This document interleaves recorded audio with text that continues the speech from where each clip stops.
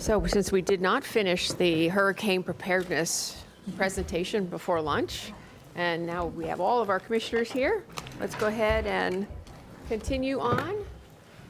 And Mr. Stroud, you are just in the nick of time. Thank you, Mayor, Commissioners. My name is Tommy Stroud. I'm with the Lake Worth Drainage District. Drainage history in South Florida, particularly Palm Beach County, has got a long history. The Lake Worth Drainage District was created by the legislature in 1915, and the purpose, the intent of it, was to provide drainage for the area to essentially convert the Everglades to usable agricultural land.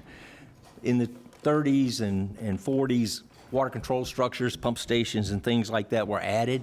So it's always been improved, but its basic mission has been to manage the conversion of land use from natural wetlands to agriculture, and now today, urban.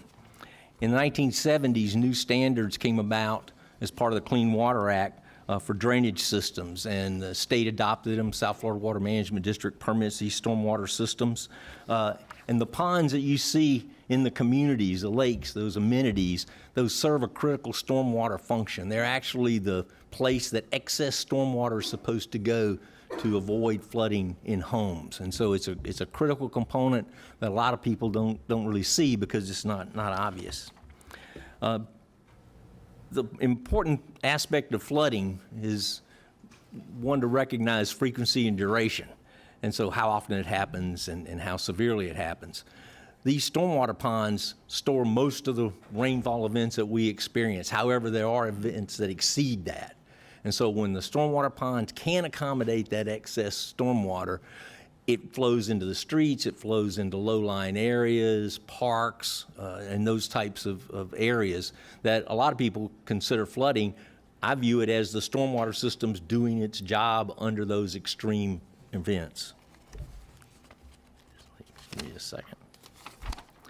And the communities, because of that, have a responsibility for stormwater. Obviously, Lake Worth Drainage District, we manage about 500 miles of canals. All of our canals discharge into South Florida Water Management District canals, but we accept the water from the communities. And so the communities have responsibilities also for managing the stormwater within their areas. So we encourage them to perform inspections on an annual basis. And then as we get into the hurricane season, pay attention to the emergency management notifications and to prepare for storm events as they occur within, like, say, 48 hours from landfall. We encourage them to kind of walk their properties to make sure they don't have drains that are clogged or swales that have material in them that could restrict flow. Within 36 hours, 24 hours, for major events, the Lake Worth Drainage District will provide authorization to these communities to operate their emergency weirs for a short period prior to the storm. That allows them to lower their lake systems before the excess rain from the storm occurs. Then they close those structures. The storm event happens. Obviously, their lakes come up as a result of that excess runoff. And then after the event, we'll give the issue the order again that they can then lower their lakes to bring them back down to normal. And of course, we encourage them to identify a liaison that they can identify to work with us during those operations. So what can you expect when it rains? If you get a 3 to 4 inch rain, that occurs very frequently during the wet season. You can expect standing water in swales and yards and ditches. You get anywhere from 5 to 6, 7 inches in 24 hours. That's where you could expect to see residential roads experiencing flooding in low-lying areas. If you get 15 to 23 inches, that's excessive rainfall. If you get that kind of rain, there could be homes or businesses in low-lying areas that could experience flooding. A couple examples of that in recent history.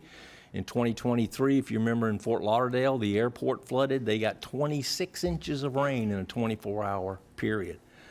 In 2014, in southeastern Palm Beach County, we received 22 inches of rain in the Kings Point area, and there was flooding in some residential units in that area. So it's very rare, but it does occur. And those are the types of things that we're working with South Florida Water Management District to try to avoid or mitigate. And with that, I'll turn it over to Sherry with the Water Management District. I'll be brief. I just want to touch on a few things that we collaborate with the 298 water districts here in South Florida. So the district serves approximately 9.5 million residents in South Florida. We have 2,175 miles of canals. We handle 2,130 miles of drivable levees or berms. We have 90 pump stations, 915 water control structures and weirs, and we are the regional network that moves 20 million acres feet during an average year of water, just to give you an idea of the overall look or scope.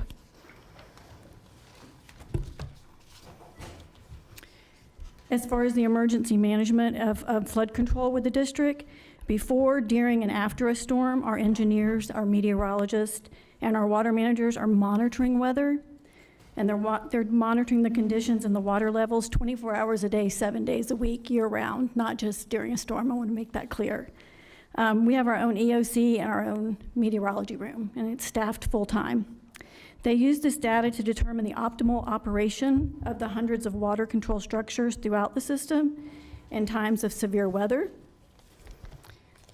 And then this just gives you an idea of our org chart during an emergency management situation. This is for internal operations, external operations, key stakeholders, which includes county, federal, state, and city, and it includes vendors and contractors, new and existing. So it's just a little overview of how we interact with Lake Worth Drainage District, the counties, and the cities during an event. And now I'll turn it back over to Mary.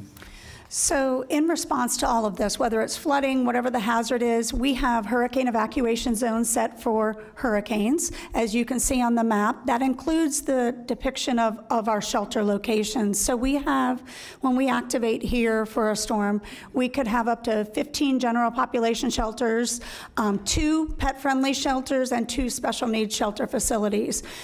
So we encourage our residents, they need to make that plan now. They need to know if they're in an evacuation zone and understand where they would go in the event of a disaster.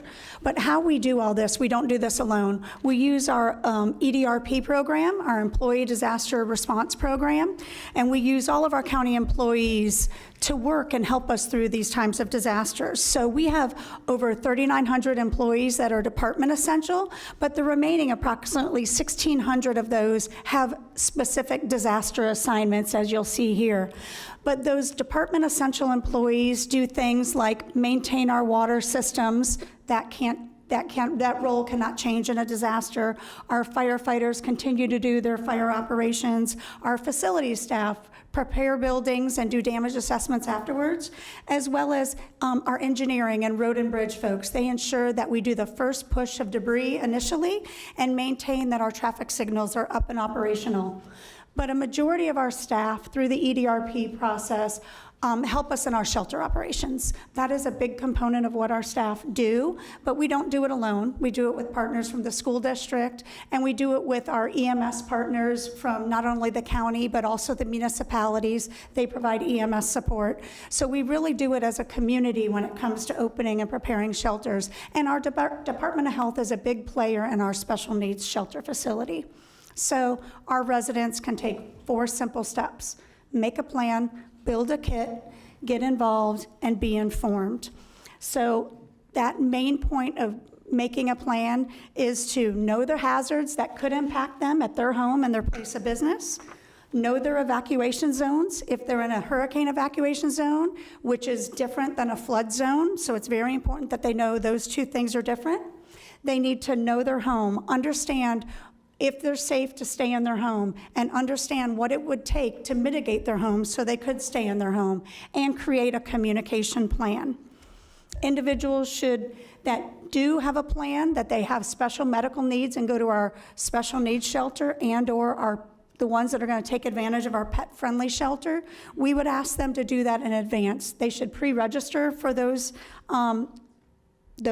services. They can do it on our website, readypbc.com. They can do that for the special needs shelter, or they can reach out to the EOC or to Animal Care and Control for the pet-friendly shelter. It's very important to note that everybody needs a plan, and if your plan's to evacuate, do that and have that plan well in advance, which would include fueling up your vehicles, because not all gas stations have generators.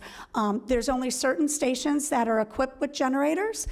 Even those that are statutorily required to be prepared for generators doesn't mean they have them. They're required to have a transfer switch. So not all gas stations have generators. So we need people to make sure that if they are planning to evacuate, they do that well in advance. Building your supply kit, we hope everybody has their kit made already. 1 gallon of water per person per day for 5 to 7 days. Non-perishable foods, meaning food that can sit in your pantry, that they can have ready and available now. Remember the pets, remember the kids, remember the elderly. Have all those personal hygiene things. We all know from COVID, you need plenty of toilet paper. Have all that stuff in place now. Be ready for those things in your supply kit. There's no reason to delay. And then another piece that's important in your supply kit is your documentation. Have that in a watertight container, your insurance papers, take a lot of pictures and videos of your home before a disaster. Have all that important paperwork available in a watertight container, birth certificates, marriage certificates, because you don't want those things to be damaged in the event of a storm. And I can't stress enough how readypbc.com, we have great information on our website, which includes a really good supply kit that educates people, walks them through week by week of what they can do to build a disaster kit if they don't already have one. So we encourage people to do that. And then get involved. We can't talk enough about our communities, about neighbors helping neighbors, about getting involved, knowing your neighbors, helping your elderly neighbors that may be around you, and then also take the time to get to know your neighbors. Help each other put your shutters up, take them down, share supply kits. Those are very important things in time of disaster because it's going to take all of us to be able to respond. And then at emergency management, we provide training free of charge to members that want to become CERT team members, community emergency response team members. It's 24 hours of training. We want our residents to take this training so they can go back to their own individual communities and form a mini team that can go check on their neighbors and help out in their community. So we really encourage people to get involved. And then to be informed. Again, our website, readypbc.com, is so important. We have hurricane planning guides on there. We have information where people can put in their address and know their evacuation zone as well as their flood zone. Again, those two things are different. And they can see information on our shelter locations, and they can always, again, call the EOC. And then we're going to encourage all of our residents to sign up for Alert PBC. This is our mass notification system for individuals to get called for public safety messages that would impact them at their home or their business. This is so important for individuals to be signed up for an emergency alert and warning system. And we feel like our system in Palm Beach County really is one of the premier systems to engage people. And part of that system, through our system of Alert PBC, we are connected with the National Weather Service. So if we have wireless emergency alerts that go out from the Weather Service, they automatically get sent out through our alert and notification system. That would be for any type of warning that we would receive. Hurricane warning, tornado warning, storm surge warning, flash flood warnings. They go out through the weather alert system. And let me tell you, they're geo-targeted messages, and I really want to bring this up and stress this because after Hurricane Milton and the tornadoes that impacted our community, individuals were saying they did not get the tornado warning. You're not going to get a warning like that if you're not in that geographical area. So when we had those tornadoes go through Wellington, the Loxahatchee, the Acreage, and Gardens, if you were in West Palm Beach, you were not going to get that warning unless you were in that area. But if you drove in that area, you should have received that warning. But I am also going to say, this is dependent on use of the system. There were over 145 tornado warnings that went out that day because of Hurricane Milton, and we don't know if systems get overloaded. So we tell people in times of disaster, have redundant communications. So in addition to those phone apps, we encourage residents to get NOAA weather radios and have those available in their home. And then Follow us on all of our social media. We have great social media presence before, during, and after. We partner with our Public Affairs Department to take over our sites for us and push out that important information that we're sharing out of the EOC. So we really want to encourage our residents to follow us and be informed and share our information as well. And we would encourage you to do the same. But we do need your help. So I'm going to look at the help from our current incident commander to help me share that message, if you would. So oftentimes we're asked, how can I help? And I know that some of you are thinking that right now, so we're going to help answer that question very briefly. First off, as elected leaders of the county, what we think is important is that we look to reinforce the actions and priorities of our countywide emergency response to help manage it. That priority first is life safety. Secondly is established communications. We'll talk a little bit more about that with you. Our mission critical operations, mission critical infrastructure, as well as environmental hazard mitigation. We want to reinforce the EOC actions and priorities with you. First and foremost, I think our elected officials, our commissioners and others have been super important in assisting with federal declarations when it comes to FEMA, turning those programs on, special requests, and reimbursement support, as well as the consistent messaging and using your vast networks in order to get some of that messaging out. But the one thing and the one challenge that we're facing right now is what's next, and that is the conversations we're having with the federal government. And as we talk about budget today, there's nothing more important than these messages we're getting back. That is, we're expected to spend more local funds on disasters, expecting significant reduction to federal reimbursements, and expect to cover 100% of the cost of damages to beaches and parks in Category G, of which we've been reimbursed close to $20 million since 2017. So I just leave you with that message because that's the message we're getting from the federal government, from our members of Congress, and we thank you all for your indulgence in this important public safety announcement. Thank you, Madam Mayor. Thank you. Commissioner Flores. So with the dooms slide there, I want to add a little bit more questions regarding the NOAA. There's, on the current bill, budget bill at the federal level, there is some expected cuts to that particular program. Am I correct about that? Well, there's a lot of conversations that are happening, but nothing is really definitive yet. So a lot of people are asking us how we're dealing with some of the cuts here locally. We haven't seen any local impacts as of yet. Okay. But I think we're having conversations and trying to build contingency plans for the what-ifs in the future.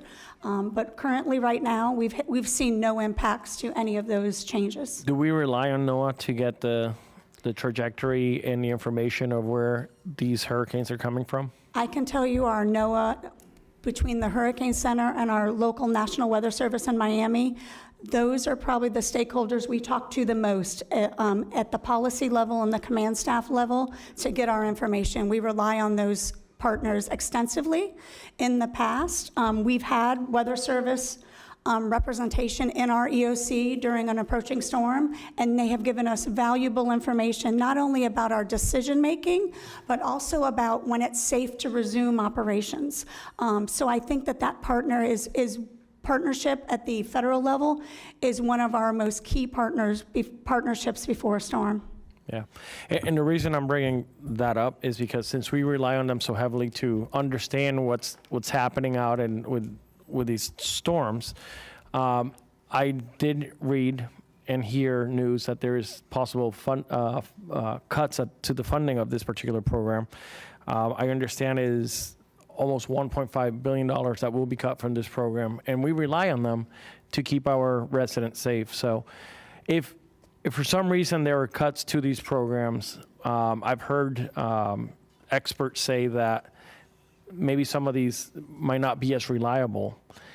Is there any other place that we can get accurate information if what the information moving forward is not as reliable? And what is the time to adjust and basically communicate that to, because we use that information to communicate to our residents. So I'm looking for ways that we can reduce the time if there was ever anything that wasn't accounted for because of funding cuts. So is there redundancies here, or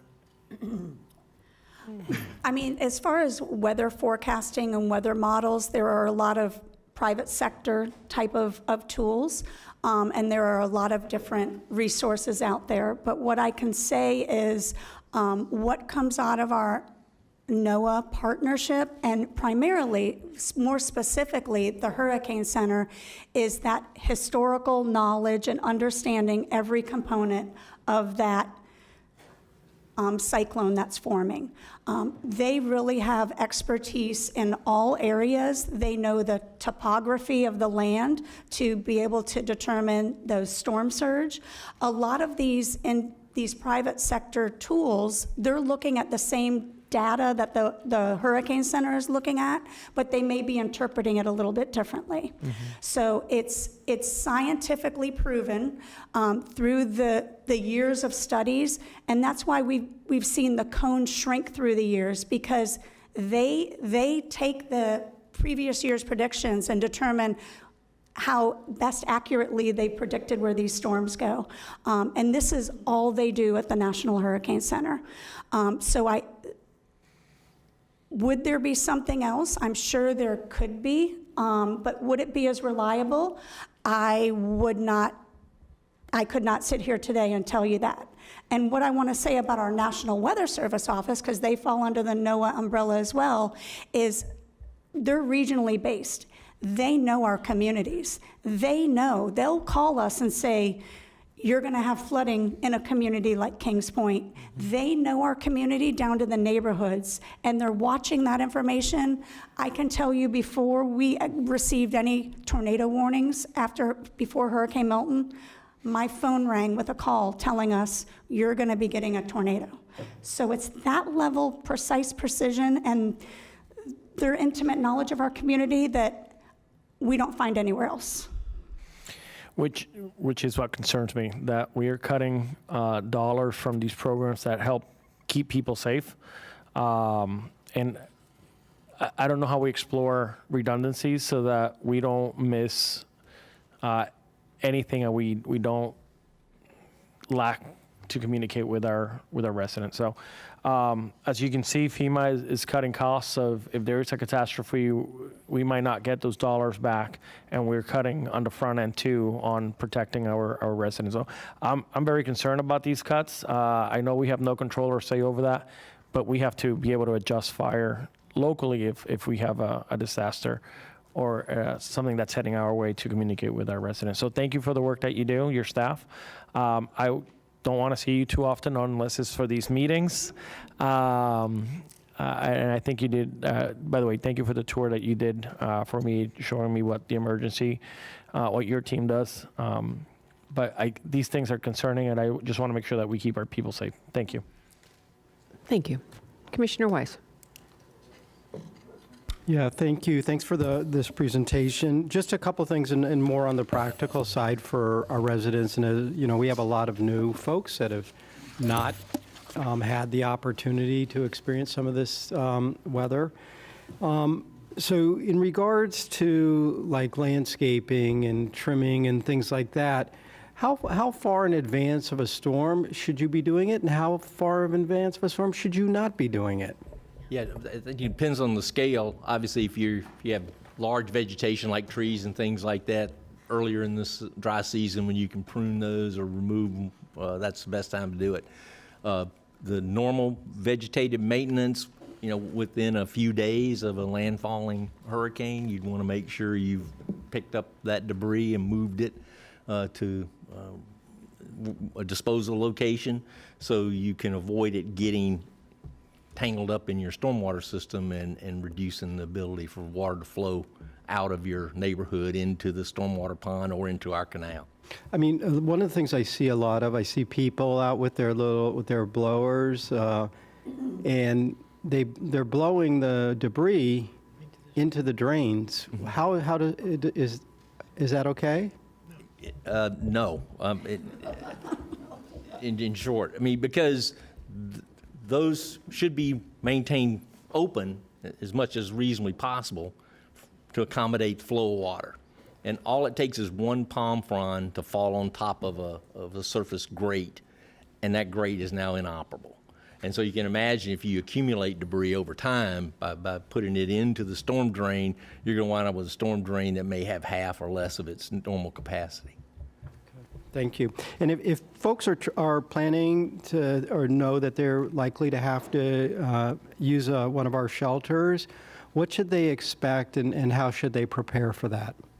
Well, if they're going to plan on using our special needs or pet friendly, we encourage them to call our office or register through the website. And we have great information on there telling them what they should plan to bring, but not a hotel. It's not their home. So we encourage people, it's not their family members' home. So we really encourage people to use shelters as a last resort, because what we plan for example, in our general population risk shelters, is we plan for 20 square feet per person of floor space. They're not going to get cots. They're not going to get a private room. They're not going to get a private bathroom. It's literally floor space in a school. So they need to realize that that's what they're going to get. So we ask them to bring their bedding, bring their change of clothes, bring some of their personal items and food supplies with them. We do provide food and basic hydration, but it is not a comfortable environment, and it's not intended to be. It's intended to get them out of that risk of that hurricane for a very short period of time. So I want to manage those expectations. If people can have another option other than sheltering, I would encourage them to do stay with family or friends if they can do that out of harm's way. Okay, good information. And then lastly, and this is sort of a follow-on to Commissioner Flores's comments, I mean, people get their news and information in a lot of non-traditional ways these days. How can people be certain that they're getting accurate information? Well, I know that they can get accurate information by following the county. All the county's sites, whether it's our website, Channel 20, when we're activated, is broadcasting live right from the EOC, and they cover all of our press conferences and briefings. But follow our website, follow the social media channels of the county government or the Division of Emergency Management, because we're going to be putting out that correct information. And I can tell you, working with the public affairs team, if we discover that there's misinformation out there, that team jumps on it right away to try to correct that misinformation and get the correct information out. So we would encourage people to follow official sources for their information. And lastly, yeah, I think it's something I was not aware of until I moved here, was to have a plan after the storm of where, if in fact, you can't access your home or it's damaged, and to have a plan of where everybody comes together at, right? Absolutely. Our number one priority is get back to normalcy in this county, and it's going to take all of us to recover. So if we can do all that work on the front end to mitigate our homes, to make sure that they're safe so that they do withstand an event and everybody can get back in, that's our ultimate goal. And we do that. We work with our partners, and as you can see, we're discussing water control and water drainage today as our partners. But we have our utility, our energy partners with Florida Power and Light. They're a big partner with us. We are working to ensure that this county is up and operational as quickly as possible, and we're getting those shelters closed so that the children can get back in school. That's our ultimate goal. Thank you. Commissioner Woodward. Thank you, Mayor, and thank you very much for this presentation and for coming back so that we could really do this right and not rush through it. First, I wanted to discuss on Alert PBC. I know that it provides county and city alerts, so I wanted to know if you could maybe touch base for all of our people who live in a municipality, that this is not just like an unincorporated alert system. This is truly countywide. Could you touch Correct. on that? The Alert PBC is a countywide system, and we have provided it to our municipalities to use as well for any of their public safety messaging. But any of those messages that go out countywide, when individuals sign up, they get to pick if they are in a municipality, they get to pick their municipal jurisdiction as an option. And if the municipality chooses to use that system for public safety messaging, they'll get that. But it is a countywide system within Palm Beach County. Okay, good. Thank you for that. And then also the CERT program, which that I'm not sure. Is that something that's available to residents countywide as well? Yes, the Okay. CERT program is available countywide. There's no charge to our residents to take that 24 hours of training. That's been provided to us through grants, so we pay for that. And there's a lot of great CERT teams out there and a lot of communities that really do good stuff in their communities to help their neighbors, so. Could you help, at least for myself, and maybe my fellow commissioners would like to know, within our districts, where some of these are and maybe where there's some gaps that we might could do some community engagement to let them know if they would like to participate in something like this? Absolutely. Thank you. And then as far as the drains, thank you so much for talking on this. It wasn't a hurricane. It was some freak rain event that happened several years back in my community in Boca, where our streets flooded halfway up our driveway. Couldn't figure, I mean, it was heavy rain, but it didn't seem like it should have done what it did. And of course, my husband and several of our neighbors with flashlights out there, the whole drain was covered with leaves. And it was a heavy rain event, but it took us like hands pulling these leaves out, and the suction. These drains work. Yes. When they're clear. So it is important for us to get the word out to all of our, and my husband and several neighbors, they're always checking the drains, and they'll go down and clean them out because we don't want to experience that again. But these drains work as intended as long as we keep our debris off of them. So thank you for making that part of the presentation. And also on the Milton tornadoes, I'm not sure how anyone in this county didn't get alerts on that, because I had so many, honestly, I kind of started ignoring because I thought it was just duplicating. I didn't know we had so many different ones. So good job on that, and shame on me for not opening each one to realize what was happening to our neighbors to the north and to the west.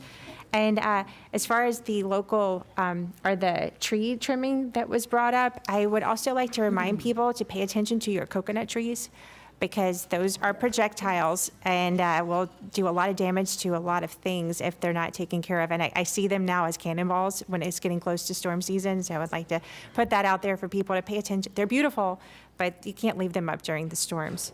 And I'm hoping for a year of fish storms, so we don't have to, would be nice to do all this preparation and let the storms go out to sea. So thank you. Thank you. Commissioner Sacks.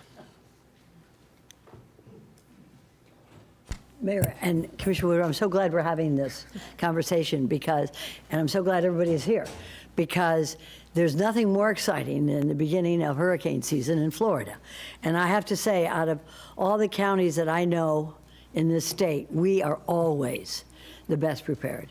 And I want to recognize Mr. Stroud, because I know that, how many years have you been working in charge of the Lake Worth Drainage District? Going on my 11th year at Lake Worth Drainage District, and about 25 before that at South Florida Water Management. I figured that. I figured you have a lot of knowledge on it. And is it true that you electronically, that your organization is able to lower the water in many of our canals before a storm comes? Yes, our water control system, much like South Florida Water Management District, is an automated system, computer automated. We do it remotely. On telemetry, and we have redundant backup, so if we have fail-safe systems, if we have any problems, generators, et cetera. So we're fully automated and can operate the system literally from anywhere in the world. It's beautiful, because before that was operational, we had some floods at Kings Point, which was disastrous. So now everything is just working so beautiful.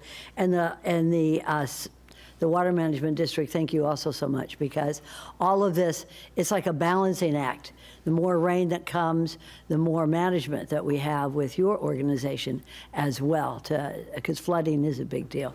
And Mayor, I can't speak highly enough of you being able. We had the tornadoes at Kings Point a couple of years ago. That was shocking, but I have to say that FEMA was there. I also have to say that our entire county staff, in terms of EMS, was there immediately to take care of the folks who were there. What I would like to just suggest is that we have more shelters. I only have one shelter in my district. It doesn't, it's not a special needs, and it's not for pets. And that's 225,000 people. I only have one shelter in District 5. And I'd like to see sort of a review of how many shelters that we have throughout this county. And I'd also like to see more pet shelters, or at least to know that folks can, if they could drop their dog or cat or animal off at Animal Care and Control possibly, or some other place that they can. Some people won't leave because they don't want to leave the dog behind. The dog's ready to go. Just that we need more pet shelters for them. Thank you very much. It was a wonderful presentation. Thank you. Thank you, Commissioner Sachs. And thank you all. I know it's a heavy lift, and I think the happiest day is the end of hurricane season for all of us. And quite frankly, we get a little lax towards the end of hurricane season, and historically, that's when we've been getting our worst storms. So we really can't be asleep at the switch towards the end of hurricane season. And I know we just hosted the Governor's Hurricane Conference a little while back, and one of the things that I reminded folks is I'm not buying bottled water because I've got hundreds of containers in my house that I can put water in, and this way I don't have to recycle bottles because I've got all those containers at home. And make sure that you put your ice in a container in your freezer, so if you do lose power, your ice doesn't melt all over your food. And one of the last things I said to folks that day was, I know we stock up on food, but as in my house, the refrigerator is always full and the freezer is over full. And I've been encouraging my folks to eat the food in the freezer, because if we do lose power, that food is going bad. So as you said, foods that don't need to be refrigerated, and make sure you have gas for your grills outside, because you can boil water outside. You can do all those things if you have gas in your grill. So with that, I think we need a motion to receive and file this. So moved. I have. We'll give the motion to Commissioner Woodward and the second to Vice Mayor Baxter. All in favor? All opposed? See that motion carries 7-0.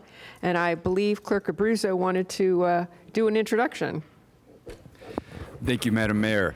We have our summer interns from the clerk's office, both the finance side and the court side. If you could all just briefly stand, I gave them an overview about the budget and how it worked today, and I could tell you they asked some incredible questions, Madam Mayor. So just. Thank you all.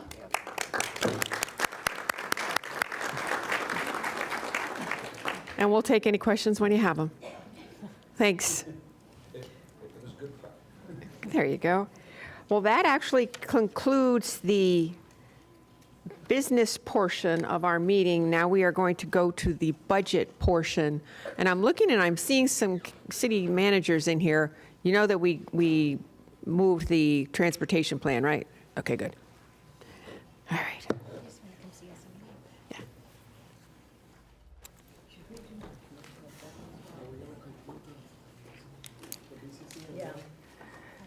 Do you want it? We can do that. We'll do, you know what we're going to do, if you don't mind, we're going to conclude the appointments and all that other kind of stuff. We're going to clean up the meeting and then we'll go to budget. Okay, so who has, the clerk, you ready? We're going to do a little bit more. Anybody have board appointments? Commissioner Flores. Do you have any board appointments? Commissioner Sachs? Thank you. Thank you, Mayor. I have two board appointments for District 5. One is the Planning Commission, is Gary Brown. And the second is the Advisory Commission on Women, is Jean Navarro. Okay. Commissioner Powell, you have anybody you need to appoint? Commissioner Weiss? Thank you, Mayor. I'd like to reappoint Gary Eliopoulos to the Housing Finance Authority. I'm not even going to try to spell that. Vice Mayor, anybody? I do not have any appointments, Mayor. Okay. Any staff comments at the moment? Thank you, Madam Mayor. A few comments. One, I wanted to start off by saying thank you to some of our personnel in the county and some other agencies that we worked with. Emergency Management, Palm Beach County Sheriff's Office, Fire Rescue, ACA, Department of Health, in a collective response over this weekend, responded in Lake Worth to an incident that we had at an assisted living facility where we identified several floors that were at temperatures that were much higher than they should have been. And our teams jumped on it, were there round the clock, and had an operation throughout the weekend, successfully evacuating a number of individuals out of that location and to others according to their emergency management plan. And I think it's just one example of the teamwork and the partnerships that we rely on to do these things in the community. It could have been a very, very, very disastrous situation, but not for the response of those teams. So thank you to everybody that was involved in that operation. Secondly, just on the communication side, I sent last week what we've called the Administrator Minute, where we're doing some weekly 1-minute videos every week to focus on some of our county employees and also offer some feedback in response to some of our county employees. We're actually going to be doing one this week at Station 91 down in Lake Worth Beach, and we're going to just talk about some of that teamwork and how every member of this Palm Beach County staff is a member of an extremely important team, and we want them to feel that they're valued, and we look forward to continue work here in Palm Beach County. And then finally, thank you to the leadership of the Board of County Commissioners. We are hosting our County Administrator Candidate Forum on Monday, June 16th from 5:30 to 7:30 p.m. at the Palm Beach County Convention Center. And we encourage everyone in the public to attend. If individuals want to submit questions, those are available online, and that meeting will be widely publicized throughout the community. Those are my comments. Thank you very much, Mayor. Thank you very much. Okay. Board direction, I think we might have taken care of that. Does anyone have anything else for that? Board comments, do we want to do board comments now or save them till after the budget? Now? Okay, good. Any board comments, Commissioner Powell? Commissioner Weiss? Vice Mayor? No, Madam Mayor. Commissioner Woodward? Commissioner Sachs? Happy Father's Day. It's Okay. coming up for everybody. And I want to thank Mr. Von Laren for accepting the responsibility of being interim county administrator during this period of time. Done a great job. Commissioner Flores? I do. I have two comments. The first one is wishing our interim administrator a very happy birthday. I understand that you celebrated your birthday yesterday, so I thought we would all sing. I'm just kidding. That would have been fun. That's what we used to do in Green Acres. So, and then during lunch break, I was held accountable by my interns because I did not recognize them. So I want to recognize them really quickly. I have two. I mentioned this earlier. I have two great interns. Deborah, who is a student at FIU. She wants to become an attorney. And she's great. She's been in the office now since February. And then we also have Angel, who attends UF and wants to be an officer in the military. So I do want to say, I want to acknowledge them and say thank you for all their hard work. They helped me put together the town hall that we held in District 3 not that long ago, and they are fabulous. So if that's the future of Palm Beach County, we are in great hands. Thank you. Madam Mayor, would you mind? They reminded me of some comments I needed to make. Sure. Go right ahead, Vice Mayor. I apologize. So yes, I would like to recognize my interns as well. I do have three of them. I have Isabel, I have Annabella, and I have Dylan.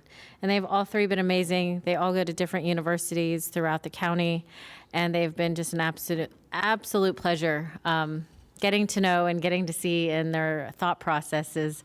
And, showing them how I think government should work has always been fun. More efficient, more effective is always the process. It's always the way. And also, I'd like to say Happy Father's Day to all the fathers. And yes, happy birthday to Administrator Von Laren. That's always an important one. I kind of a little sad you didn't make us all sing, but we'll go with that. So thank you. You're okay? All right, I'll start it. Happy birthday to you. Happy birthday to you. Happy birthday, dear Todd. Happy birthday to you. I couldn't think of a better place to be for my birthday. We are definitely not taking that on the road. I said, clerk, did you get that for the record? Yeah. Spread that across the record, please. Commissioner Powell. Thank you, Madam Mayor. Now that I've Warmed up. not mention my interns, I do want to make sure that I introduce my interns, who both are from Palm Beach County but attending the University of Pennsylvania, Jonathan Jones, and attending the Florida A&M University, Christeria Thompson are my interns. Also, happy birthday, Todd. And since we didn't think about the biggest holiday of the year, the most precious and prestigious holiday that will be coming up on Sunday, that everyone should have on their calendars. Definitely want to make sure everyone has a wonderful Father's Day. I'll be the keynote speaker at Grace Temple CME Church, delivering a Father's Day message to fathers, from fathers, about fathers, and thanking our Heavenly Father, okay? So, thank you. Commissioner Sacks. I've never seen so many interns in my life. And the clerk, we have half of the chamber here. So, Mayor, I'm going to ask you if you could think about bringing our interns together once and having an orientation of county business, EMS, and everything that is included. But I'll leave this up to you. I would direct that to our administrator. I think it would be a wonderful idea because interns, as has been set up here, is the future of our county. And I'd like to see, especially we've got so many from the clerk's office, maybe we can put something together and give them a little orientation of the county. Thank you, Mayor. Thank you. And on a final note, I'd like to say thank you to our fire department today for your help in a serious conversation. Much appreciated. To all the dads and mine who've been around here a long time, happy Father's Day. And with that, I'm going to adjourn this portion of the meeting and start the budget portion of our meeting. Thank you, Madam Mayor, Vice Mayor, and Commissioners. We have a brief presentation, and I'm going to move through this rather quickly because some of it is redundant, but on slides where we are updating some numbers from you from the May 20th presentation, I just want to be very clear about that as we go through. So just as an overview, we're going to focus on the 26 budget, proposed budget summary information, talk a little bit about property values, millage rates, get into general fund budget, proposed revenues versus expenses, and then the total budget, and then touch on positions, capital debt, and then some of the recap after that. I think you're all very familiar with our strategic priorities. We've spent considerable time on that. And so I want to move into then some of the important dates for you on page 5. We are at the initial budget workshop, June 10th today. July 1st is when we expect to have the final estimates from the property appraiser on our property valuations. And then July 8th will be the meeting for the board to set the not to exceed millage rate. And then we get into the September months for our first and our second public hearings on September 9th and September 16th. Page 6, just wanted to talk to you about millage rate, just on the major assumptions that go into this particular budget. This is a budget that's balanced at 4.5 mils. That proposed rate will generate about $1.536 billion, which is roughly a 7.4% increase from last year, $105.4 million. Across the board, some of the other items that we've talked about are a 6% pay increase, which is about $19.2 million. I want to say thank you to this Board of County Commissioners who have historically over the last years recognized the need to reinvest in our employees through some of those COLA increases. I couldn't be more thankful for your support of our employees. And then our supplemental funding of $17.5 million total. That includes 175 total positions, 16 general fund ad valorem funded positions. And then our capital update, we are funding that at $124 million, which is flat from the previous year. In addition, we have a small increase too for Palm-Tran vehicles of $3.6 million. The next slide, I wanted to just share a little bit with you about this because I know there's been some discussion on the sheriff's budget and some of the expenses, and I just want to be very clear about it. First off, I want to say thank you to Sheriff Rick Bradshaw and his team for working with us since the 20th meeting, both on the proposal that he requested and some of the valuations that we're able to receive to accommodate that request. The sheriff initially presented a $1.122 billion budget, and working with administration, reduced that by $37 million to $1.085 billion.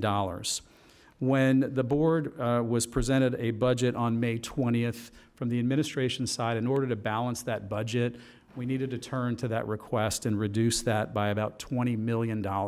So that budget that administration presented to you was a reduction from that $1.085 billion request, and therefore we presented a $1.065 billion request. I know that there have been some discussions with the sheriff since then, individually, also with us. And in an effort to get back to that initial request of the updated request of $1.085 billion, we were able to take $10 million in new valuation that we received on June 1st and add that to this budget that is before you to get that up to $1.075 billion. And then also worked with the sheriff so that in March 2026, in the mid-year budget amendment, that would be able to take an additional $10 million from what we anticipate getting there to bring the sheriff's budget back to that $1.085 billion number that he had put in and requested. So he was agreeable to working with us and doing that, and I thank him for working with us and his team as well through that. On page 8, this is just sharing with you change since the budget workshop. So we presented to you May 20th a balanced budget. From the property appraiser, in the first column, we were given about another $11.7 million in additional property values. There were some increases to CRAs that we had to accommodate. However, there were also some other major revenue increases that I'll share with you a little bit later, but specifically on our state revenue share and our franchise fees for electricity, that we saw roughly about $1 million increase estimated in each of those locations, and that was based on what we were seeing on month-to-month collections. The property appraiser's budget came in lower than expected, as did some Palmtran pension valuations.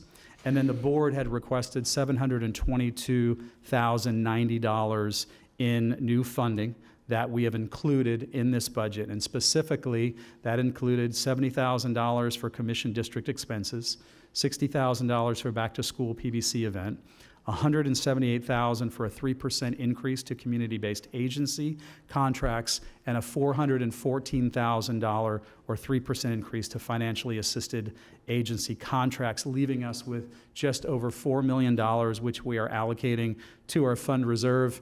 And I think based on some of the conversations that we just had about emergency management, FEMA, about wanting to save more and anticipating potentially spending more, that was a big rationale behind moving that into general fund reserves. The next slide just talks about ad valorem funding highlights, and I know that you've had a chance to go over that. As we move to slide 11, the proposed property taxes for FY 2026 is $2.15 billion. That includes $1.536 billion of general fund for countywide operating taxes, and that's with our millage rates, as you see listed for countywide, fire rescue, Jupiter Fire, and library on this particular slide. On slide 12, I just wanted to point out on this one, I mean, this is specifically on our ad valorem taxes, our countywide voted debt that we're showing on that first line, wanted to highlight. Portion of that is from our housing bond, and then also some of the final allocations that we have on some of our parks and waterfront bonds are reflected in those figures, but that just gives you an overall look, department district by district, to show you total countywide funds and dependent districts. On page 13, you've seen this slide before, it just shows the change in property values and millage rates, and just point out that over the last 3 years, 2 of those last 3 years, this Board of County Commissioners has reduced ad valorem. Page 14, I wanted to just share with you one thing, and that's the first line on the median assessed value. If you go to the percentage at the end of 2.9%, that's about what CPI is for this year, underneath that 3% that we saw prior to 2020 and 2021, and that's on a downward trend that I'll show you as we move along later in the presentation. This next slide on 15 shows you our property values and what the estimated proposed tax is at a 4.5 mill rate for each of those at $385,000, $500,000, and $1 million. And based on just some of the increases in values and CPI of 3%, 3.1%, what that amount increases based on the property valuation. The next slide just shows you, if you look at the top line, $525 billion is what our total just value is in the county. And if you take your eyes down to the very bottom, our total taxable value today is about 2/3 of that overall. So about 1/3 of that just valuation is exempt today through various means that a number of our property owners are enjoying in our county. The one line I wanted to share with you on page 17 is the third from the bottom, and that's CPI. So as you see from 2017, 0.7, 2.1, 2.1%, 1.9%. Then we get to 2023 and we see that jump to 7% and then that downward trend. So that trend was going up, we got to 2023, and then we're seeing a falling back of CPI on some of these valuations increases. Just an assumption that we're looking at and something that we want you to be aware of, because as we look to 27 and 28, it's possible that that number will continue to level out to where it is or perhaps lower. And if you're wondering what we're able to do to our homeowners and their savings on slide 17, this just gives you an idea of some of the savings that we're able to provide with GO bonds, CPI index, and then infrastructure, sales tax, and the net savings on that 0.5% that will be ending at the end of the year. On slide 20, this is a proposed budget for the county, and this is just general fund by revenues, and we put it into different categories. So that's $2.45 billion on this slide. Again, our property taxes on that one are $1.536 billion, and then you can kind of see the other particular categories of fund balance, interfund charges for service, intergovernmental revenues, and license permits, and other taxes that we've included in that.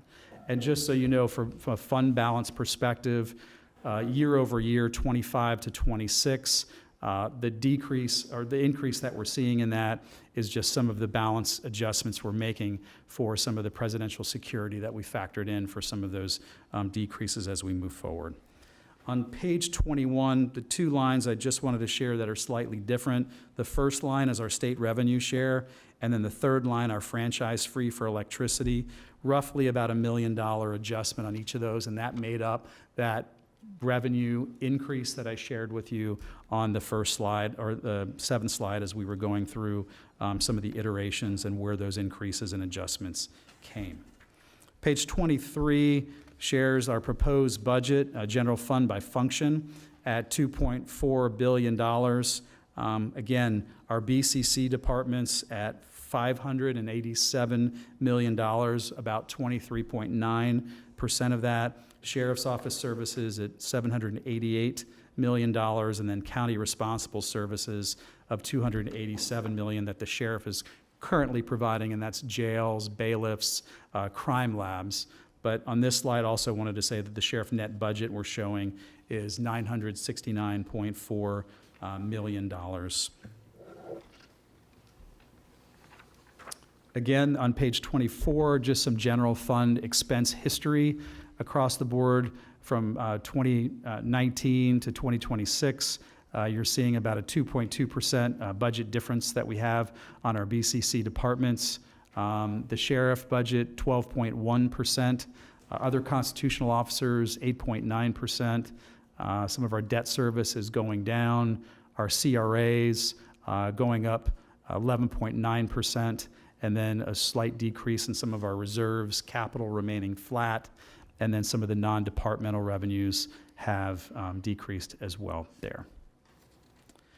CRAs, I know that's an issue we've talked about a number of times. On page 25, as you can see, the payments that we're going to be making to our CRAs for 2025 payment is just under $75 million, and on an upward trajectory of those dollars going out. And you can see by CRA where those payments are going individually to them. Page 26 and 27, these are not new, but these were the approved supplemental requests that were recommended by Administrator Baker in this budget, and we too are recommending these as well.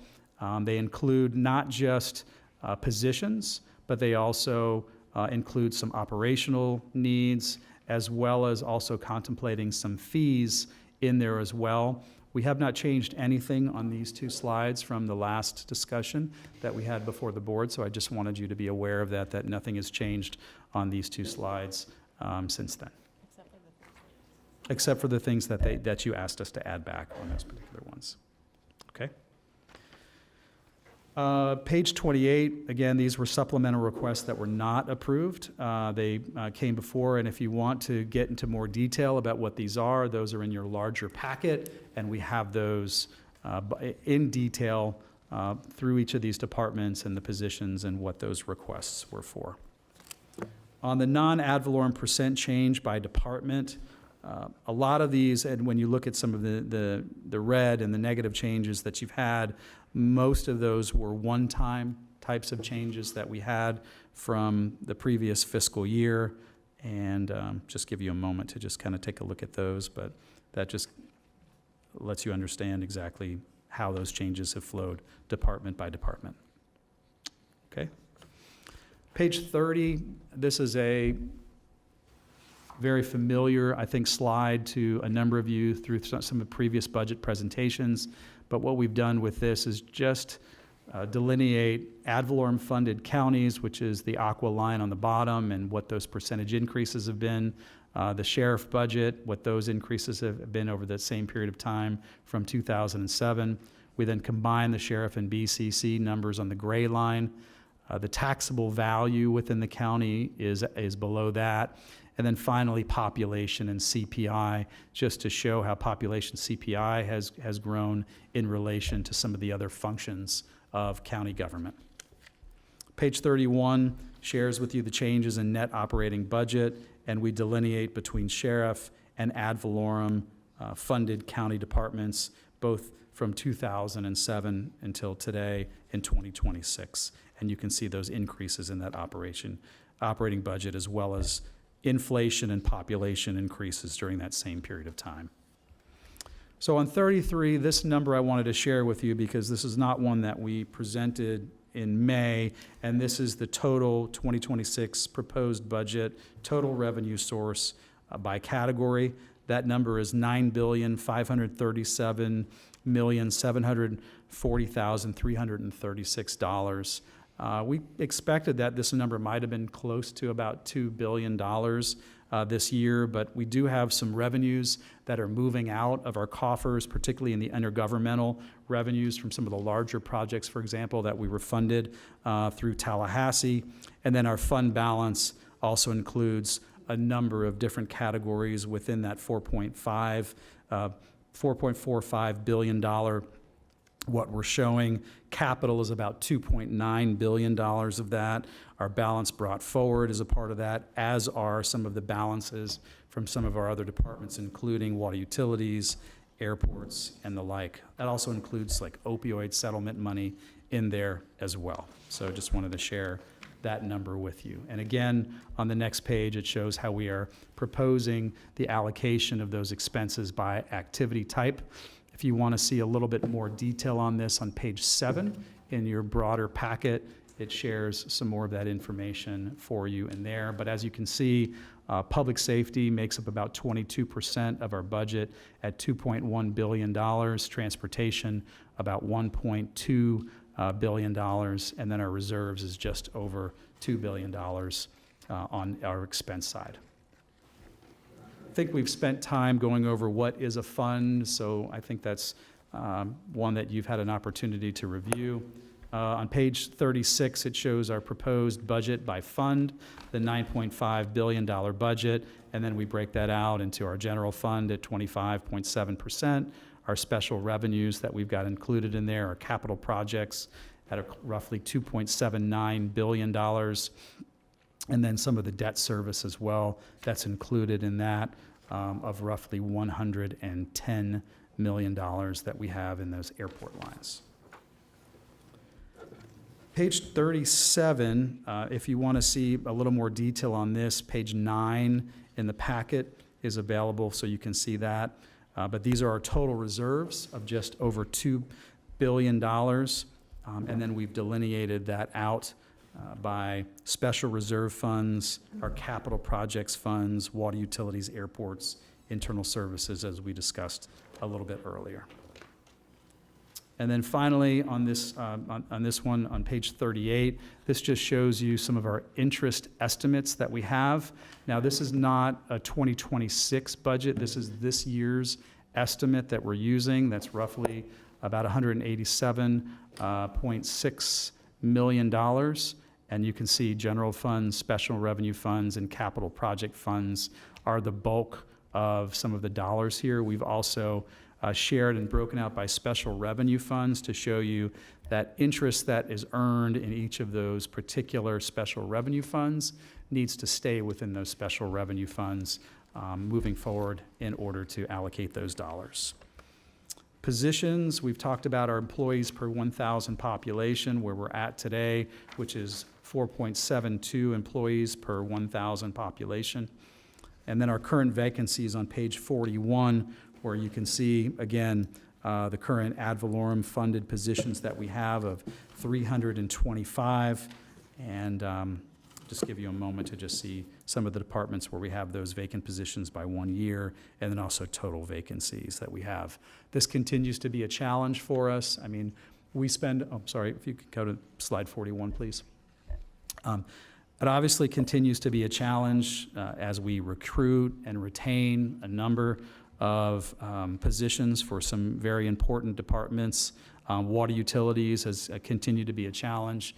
Engineers, project managers, water utility operations, operators, just some specialized areas that have got a tremendous skill set that you need in order to fill some of those needs. But we continue to work with HR, and I do want to thank the HR team because they've really engaged in trying to work with us to look at some more of these vacancies and try to get them filled as quickly as we possibly can.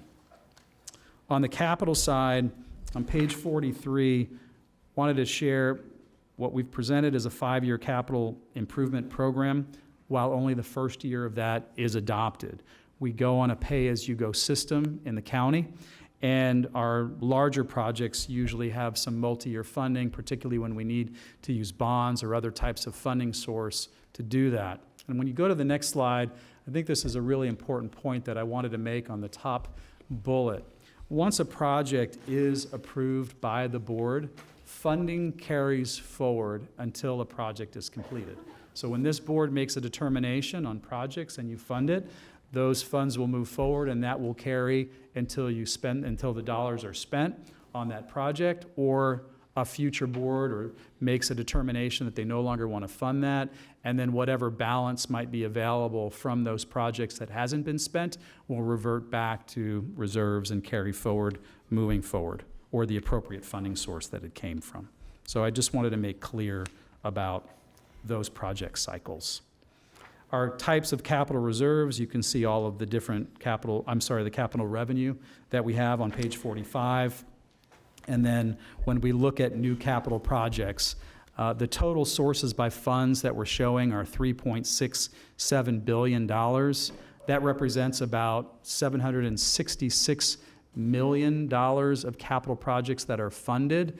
There are a number of projects that are on this request list that are not funded, but they are showing on our 5-year plan, and those were going to be projects for future years that we'll need to look at. This does not include the $2.9 billion of carry-forward funding that we shared with you earlier. So this is just on new capital project requests. The page 47 shares with you the total expenses by department of $3.67 billion in those capital. I'll just point, for example, to Parks and Recreation. We've asked Parks to provide all of their needs going forward, and it's a significant list of about $806 million going forward. So those are the kinds of things that we as staff review, analyze, and continue to work through to ensure that we're able to look out years to fund these going forward. On page 48, we're showing again the capital that we have allocated for this year, $124 million. That's remained flat from last year. But if you look on page 49, you'll see where we have come in terms of our funding for capital versus CPI. CPI is sort of represented by that black line. So those gaps between the aqua and the black line are where things like IST has filled in some of the gaps to meet some of those capital needs. And we're getting close to about where we should be today on funding for capital if we were to follow the CPI model from 2007 till today. And the hope is that we can hopefully maintain that going forward.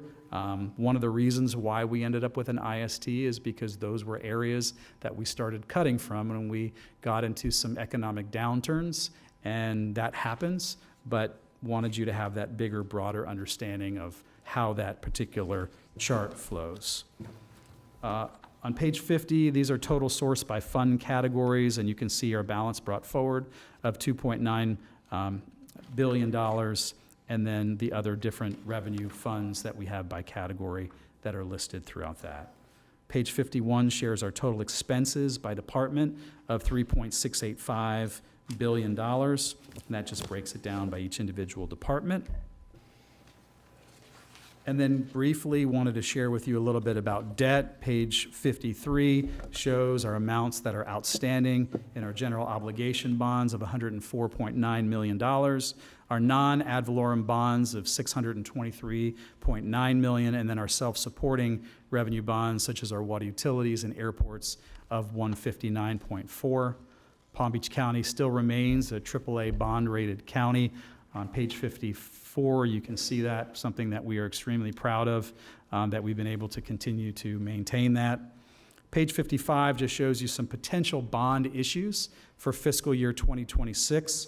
Animal Care and Control Facility, which is roughly about a $60 million building. Airport Center 3 at $140 million. South County Administrative Complex at $8 million for 2026, and then 810 Datora, which is the movement from Datora over to 45th Street, roughly $22 million. So these projects represent roughly $230 million for FY 2026 that would be potential for bond issues on that. Yes, ma'am. Todd, on South County Administrative Complex, you Yes. said $8 million in 2026, and then? $220 million in 27.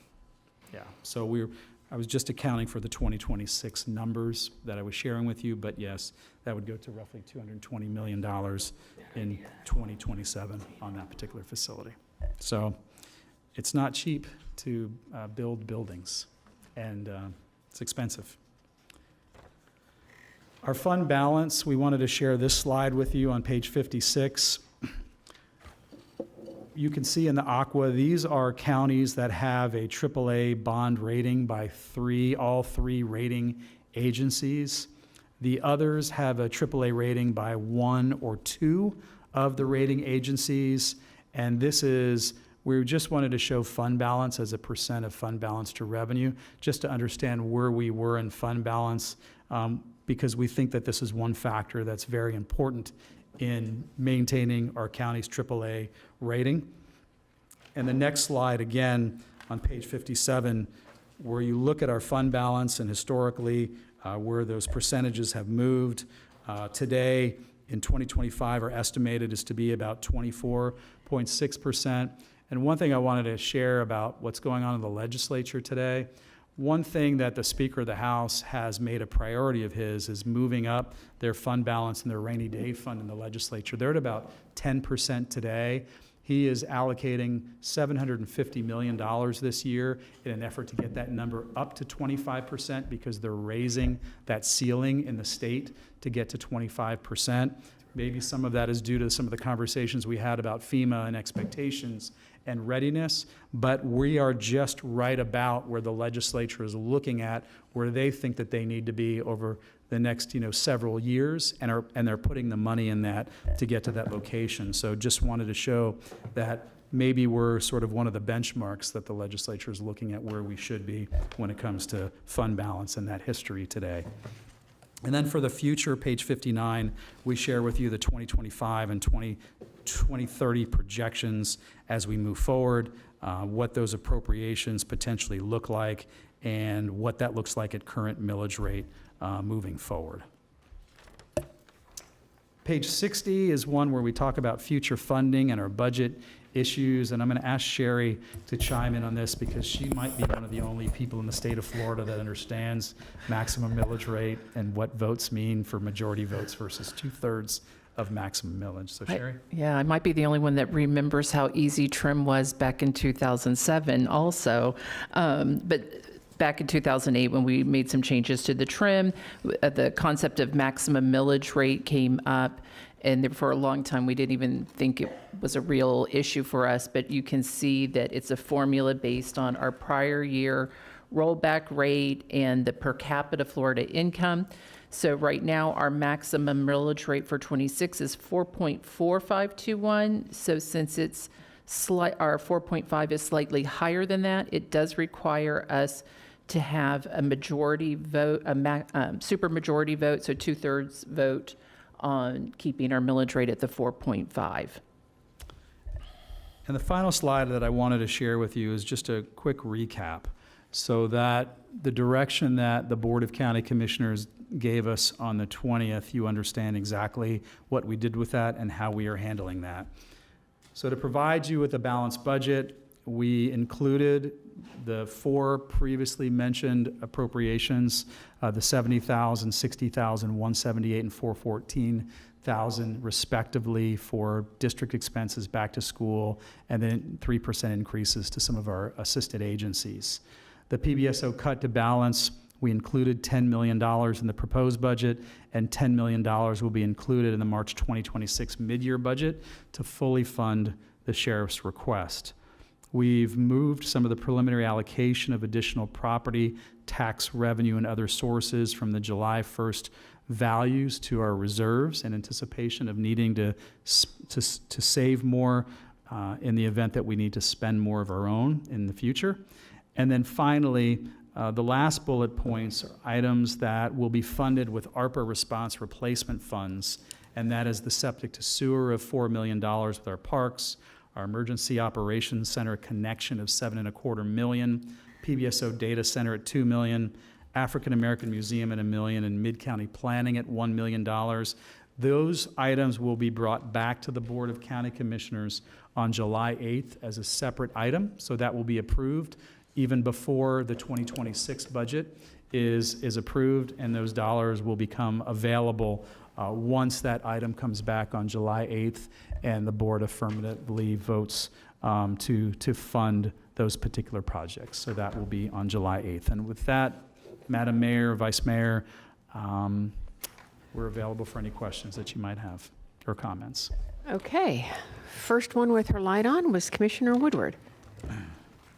Thank you, Mayor. I was going to go back to slide 18. But first, and I think the property appraiser usually answers this for us, but do we know the expected percentage of our homesteaded properties that are going to hit that max cap this cycle? I don't have that information. Do you have that? I think she usually answers that for us. It's because last year I think it was like 97% of all homestead properties. Yeah, we'll have to ask. Okay. Yeah, I'm not sure. Thank you. So on slide 18, the CPI index, that was something that was voted on in the last ballot, right? Can you explain the significance of what was voted on and how that's reflected in this year's budget? Sure. So, Go ahead. You got it. No, you got it. start. Uh-huh. Good. I explained this to a lot of voters during Go ahead. You during got it. election season who had difficulties. So the way that it works is that you've got your first $25,000 homestead exemption, the next is taxed, then after that, you're exempt. And so what the legislature asked voters on the component after that $25,000 to tie CPI index to that. So as CPI index goes up, then that increase of homestead exemption will be a variable rate that will go up and will be applied to each individual property based on that CPI increase. And so you'll see different numbers, depending on valuations of homes, but this kind of lays out roughly what that additional relief will be to our homeowners in Palm Beach County and actually throughout the state of Florida. So for this this cycle, I think you have on here, is this the average savings was about $722? No, Or- that is the savings, right? Exemption. The Yeah, average that's additional exemption. The additional exemption would be about $722. Okay, I see. And so that savings would be $3.25 at our current millage rate. Yeah. Oh, that was hopeful. Okay. Yeah, so Okay. that number, that CPI is about 722, and then that's reflective based on our ad valorem millage rate to get to about a $3.25 savings. So no matter the property value, everyone got an additional $722 of exemption. Yes. Okay, thank you. On page 21, I know this is a discussion that I think we've had a few times about sales tax, and it takes me a couple of times of this to really digest it, but, and in conversations that I've had with people, so you brought it to our attention that our state sharing the revenue of the 6% sales tax, everyone who shops in this county pays 6%, that all goes to Tallahassee. Explain to us with these two lines that we have here, what comes back to Palm Beach County? Right, it's a formula, and the biggest chunk of it comes from sales tax of the 6%, nothing to do with our surtax. And it's based on our population. It's a little bit more of a complicated, but that's the gist of it. So we were surprised in '24 that our revenues came in less than '23, and it made us look in our office like, why would we get less? You know, we're seeing more in our surtax from year to year. So we went back and looked, and we realized our population in Palm Beach County, although it's growing a little bit less than the state as a whole. So we're now a smaller percentage, very little too. And then we realized that the state 6% sales tax came in just slightly less than the prior year. So it was just a combination of a couple of things to see that drop. And so we went back and looked at our surtax because it's coming in much higher, but our surtax, it's generated in Palm Beach County and it stays in Palm Beach County. And that's the biggest difference between that and the 6%. And I know that I asked you in my agenda review yesterday, and I don't think you were able to have those numbers because just basing it on the surtax amount, because it's a local surtax, we're only allowed to tax up to $5,000. Right. So if someone buys a car, it's only the first $5,000, so it was $50 was what our part of that was. The state sales tax is on the full amount. Correct. So were you able, I know it was just yesterday, were you able? I wasn't Okay. able to find exactly how much is generated in Palm Beach County, but we'll But look. just basing it on the surtax, I believe that if you extrapolated the first $5,000, it was $2.4 billion. Yeah, we collect a little over $400 million a year for the whole penny, so 6 pennies would be about 2.4. And so when there's discussion about eliminating property taxes and using sales tax, there's been a lot of things in the news. I just wanted to know, what do I need here in Palm Beach County? And it would be 6% before we even talk about cities, the school district, all of our, dependent districts and things like that. So. Okay, and to be clear though, that at least $2.4 billion that this county sends to Tallahassee strictly based on sales tax, we get back less than $200 million? Is that right? Correct.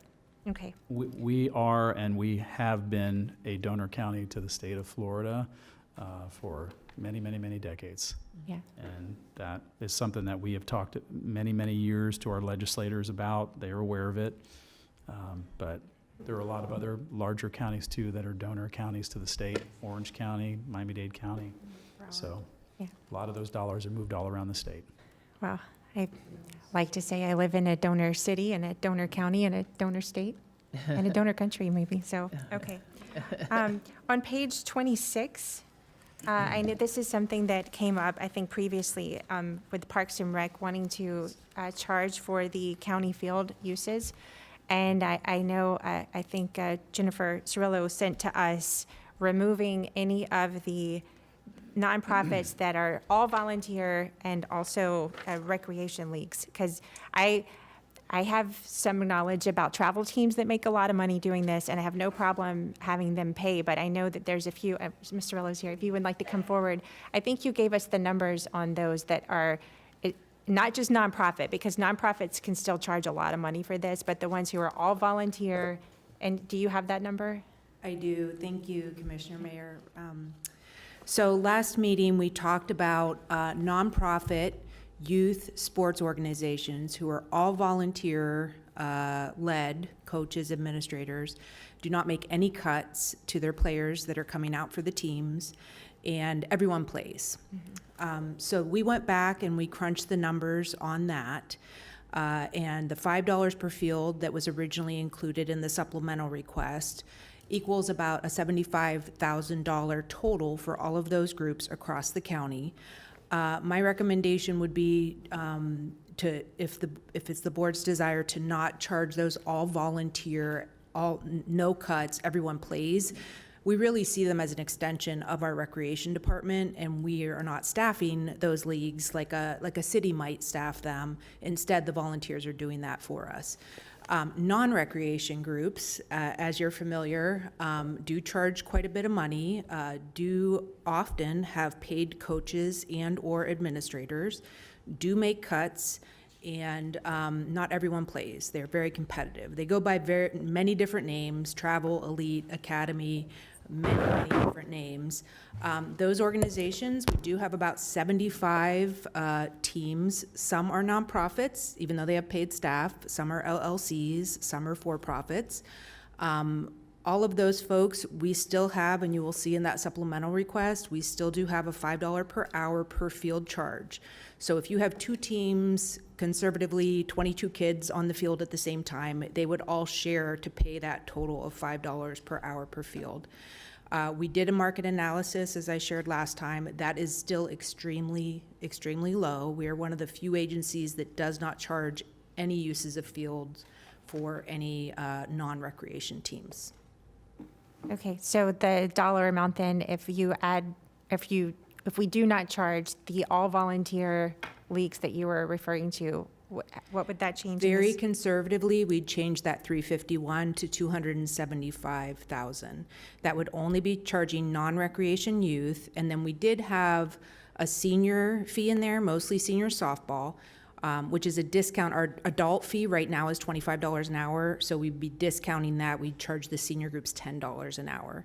We really only heard from one senior group that was like, well, we'd each pitch in, and it'd be about $25 a person for the whole league. Senior softball is very, very prevalent on our fields, and again, we are one of the few agencies, definitely in the state, maybe in the country, that does not charge those groups. So that would be a discount off our adult rate, but $10 an hour for the field for everybody playing on the field. So the total, the seniors and the youth non-recreation, that 351, we believe would, again, conservatively, we would make $275,000 a year, possibly more revenue. We'll see how it comes in. We think once we start charging, people will tighten up their schedules a little bit and only permit the fields for what they will actually use. Okay. So we're confident in that number to be 275 in revenue. Okay, I would like to see that change made. If the rest of the board wants to pipe in, I have no problem letting the all volunteer leagues continue and make the other changes that you recommended. Okay, and then I have two more. Sure. Okay, page 33. Could you? This is something more I think I'd like highlighted. I know you explained it with the fund balance from the previous year. And I think there's another page where the fund balance is discussed as well. But just explaining, this is carryover money. A lot of this is for capital projects, but can you give a broader, was there another page on that? For just some fund balance? Yeah, so specifically on page 33, which is, we didn't, I think, show this total fund balance for you on the 20th, and this sort of included some of the capital and balance brought forward. So of that larger blue 46.7% of fund balance, that's $4.45 billion. About $2.4 billion of that is capital. The balance brought forward is roughly about $466 million of that fund balance total that you have in there. Water utilities accounts for roughly about $400 million of that. Airports is about $260 million of that particular item.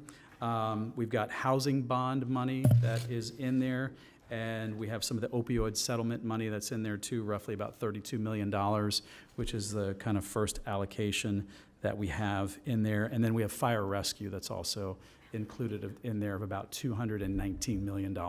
So those are some of the larger pieces of the fund balance that we have brought forward, and then just kind of broke it down in some of our larger, more revenue-based departments that we have. Okay, and most of that fund balance is restricted? The fund balance that we have that is specific to capital and funding projects is funding those projects. And then for those individual departments, those individual fund balances that are moved forward are restricted to water utilities, airports, fire rescue, and the like. Okay. I would like, just for myself, another one of these charts kind of helping break down the previous year's fund balance, just so we can see from one year to the next where all of those monies are. Because, we see a very large number here, $9.5 billion budget, but almost 4.5 of that is carried over from previous year.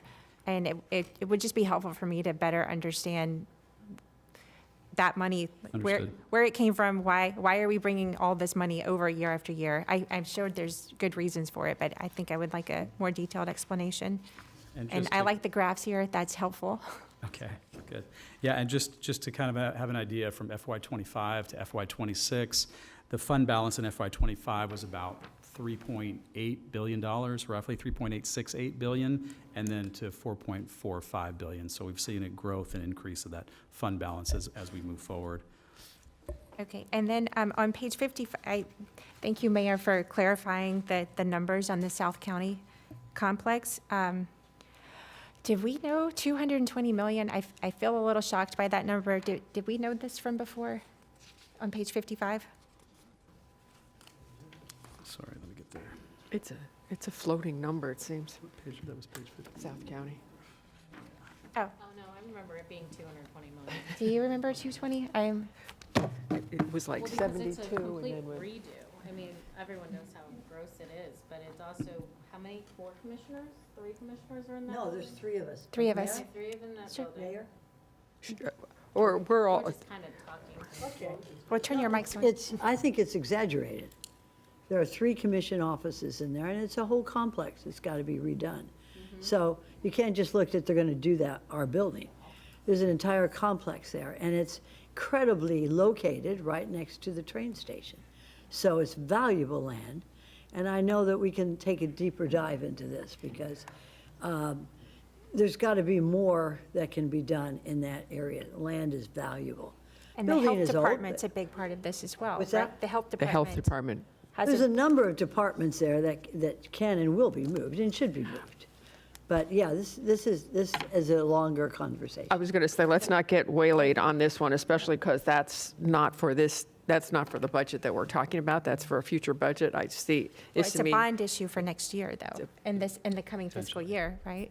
It potentially could be. We just wanted to share with you what some of those larger projects that if we funding going forward, that could be included as part of the bond issue, as we look at 26. Actually, I'm sorry, there was one more question I wanted for clarification. When you said the state fund balance, they were planning to go from 10 to 25%? 5%, where they're planning on going with their rainy day fund.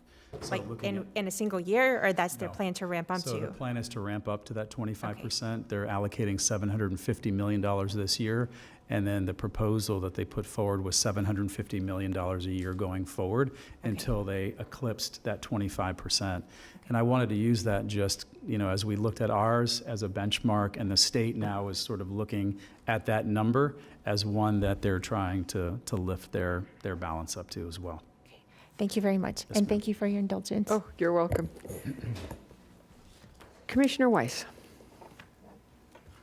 Thank you.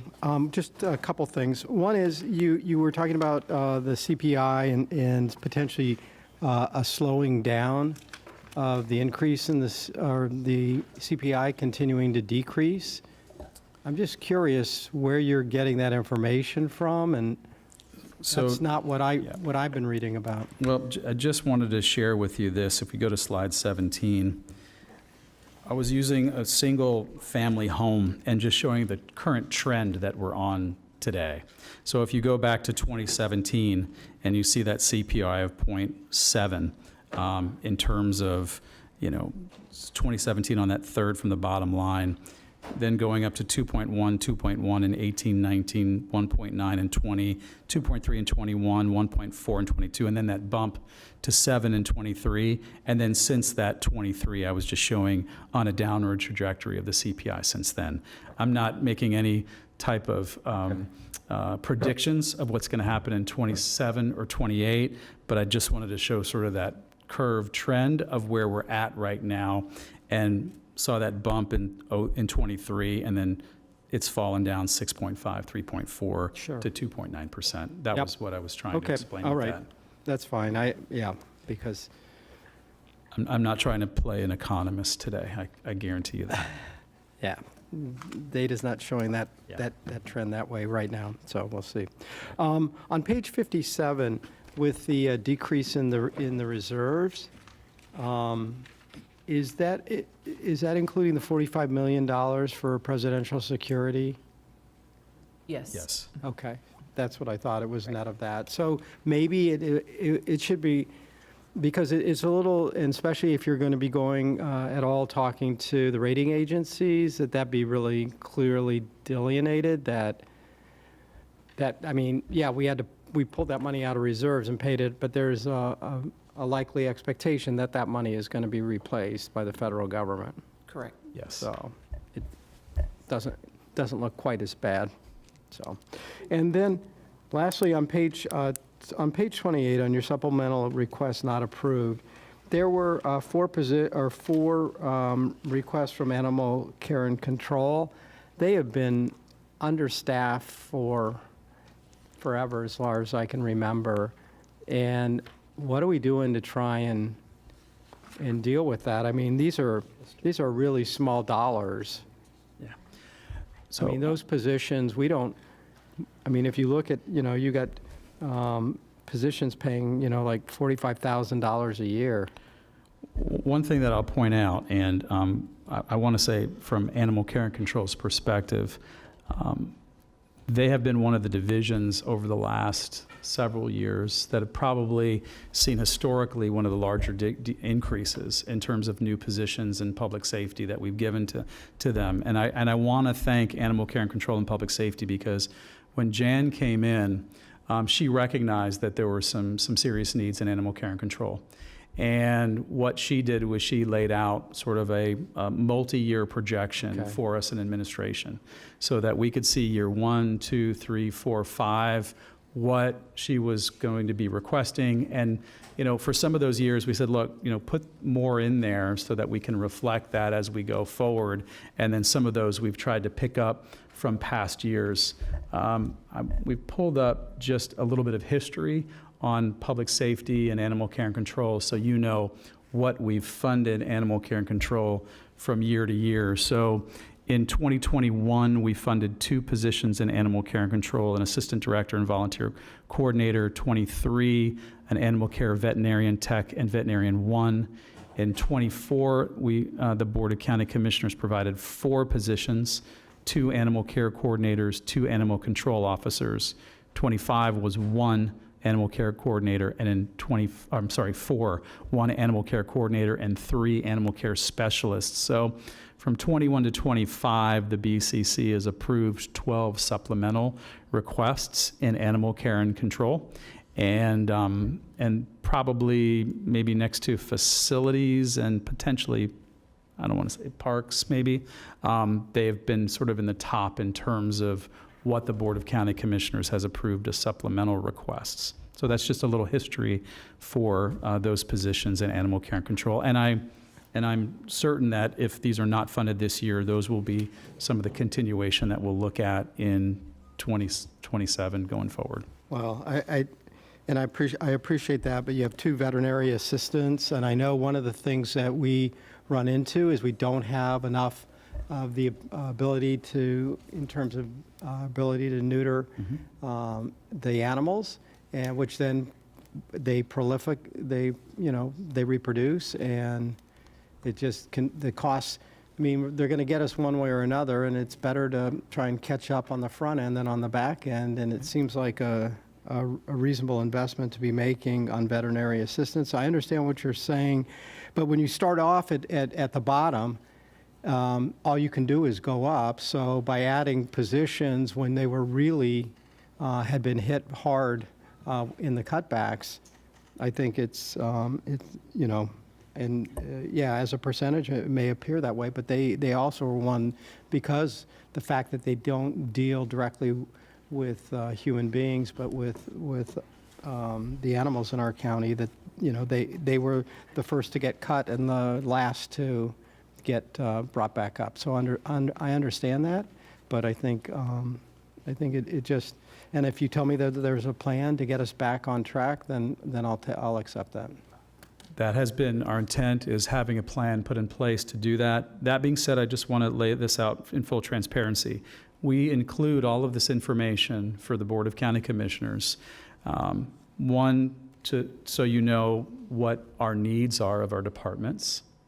Two, so you understand that it was not an easy decision as these requests were reviewed extensively by the management team, but we want you to know exactly what we have requested for funding and supplementals, and just the fact that they were not approved and those requests doesn't minimize what those requests are. I can tell you that many of these on this page, on page 28, are important to our operations in every single department, but in an effort to get to a balanced budget and bring that to you, that's where we ended. That being said, obviously, these are decisions of the Board of County Commissioners, and if you have priorities that may be different than items we put forward, we wanted you to have the ability to look at that and all of those items. Thank you. Commissioner Flores.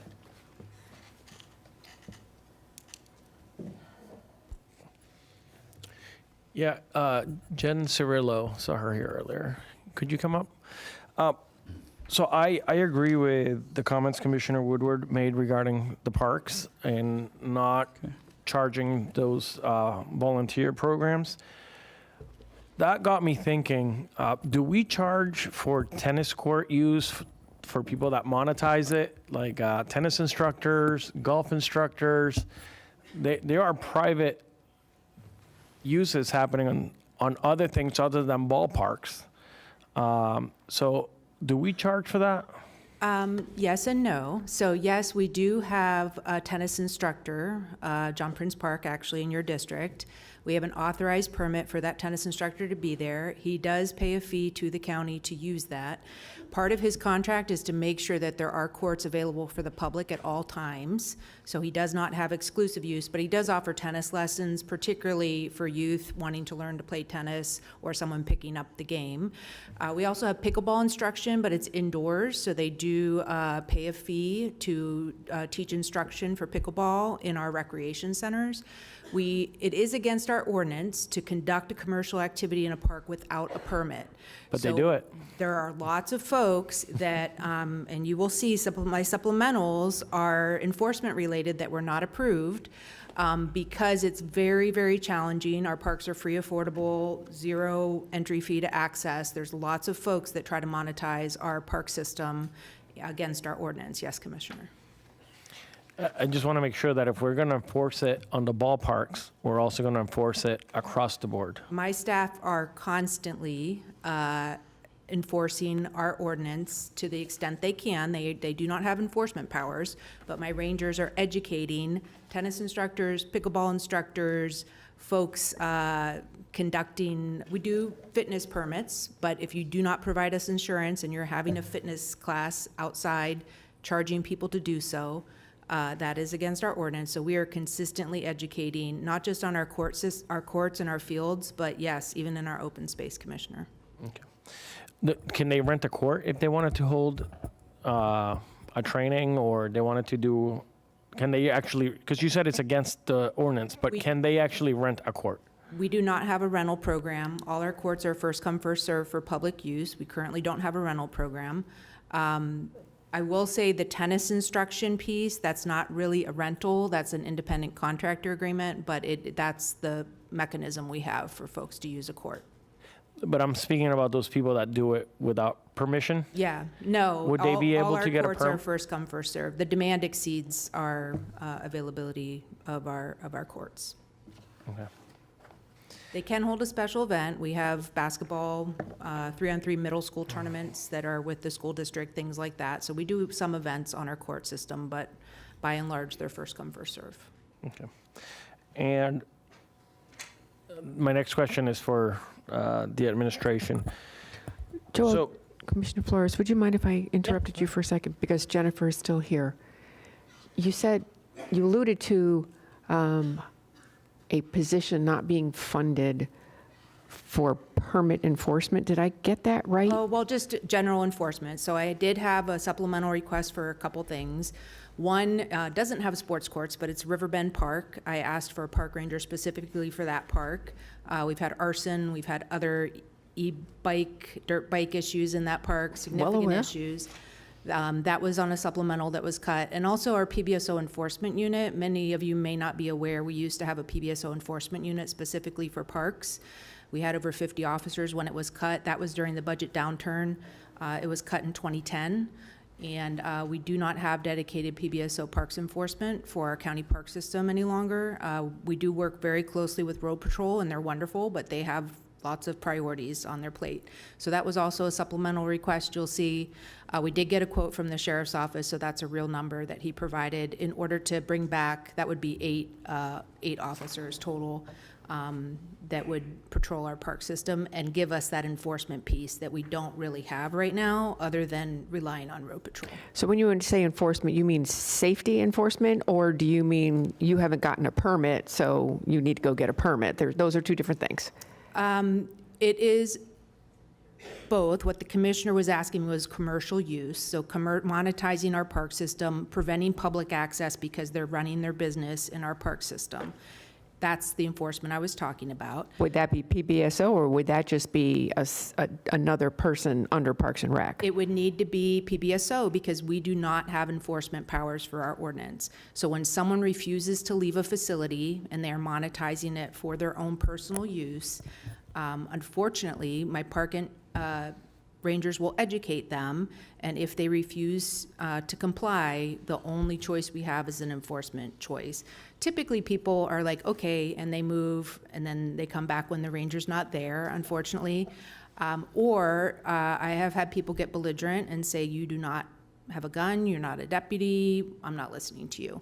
And so, unfortunately, our staff do encounter folks that when it becomes a safety issue, my instruction to our park rangers is walk away. At that point, you call for help. And do you have an idea of what we're losing in the way of fees? So it would be offset by an officer? I really could not, it would be a total guesstimate on my part, Okay. honestly, to figure out that piece of it. Now, I will say to the commissioner's question, also, court fees, there are many agencies, municipalities we know of, that do charge pickleball reservation fee, and you pay for the court, invite your friends, and that type of thing. We did not propose that. That is something that parks and rec agencies around the country are doing.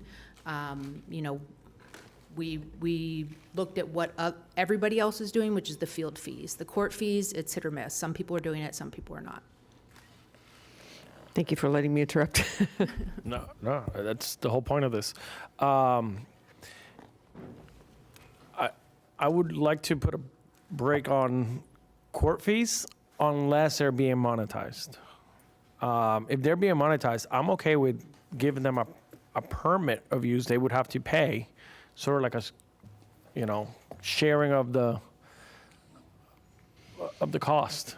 So now, if they're being overused and there's not enough for the public to access, then that's something that we would have to balance. But I'm okay with, if you're making $1, then you have to pay a fee to the county. So I'm okay with that aspect of it. But if it's just use of the community and the residents and you're not monetizing it, then I don't want to do a court fee right now. So that's my thoughts, my opinion.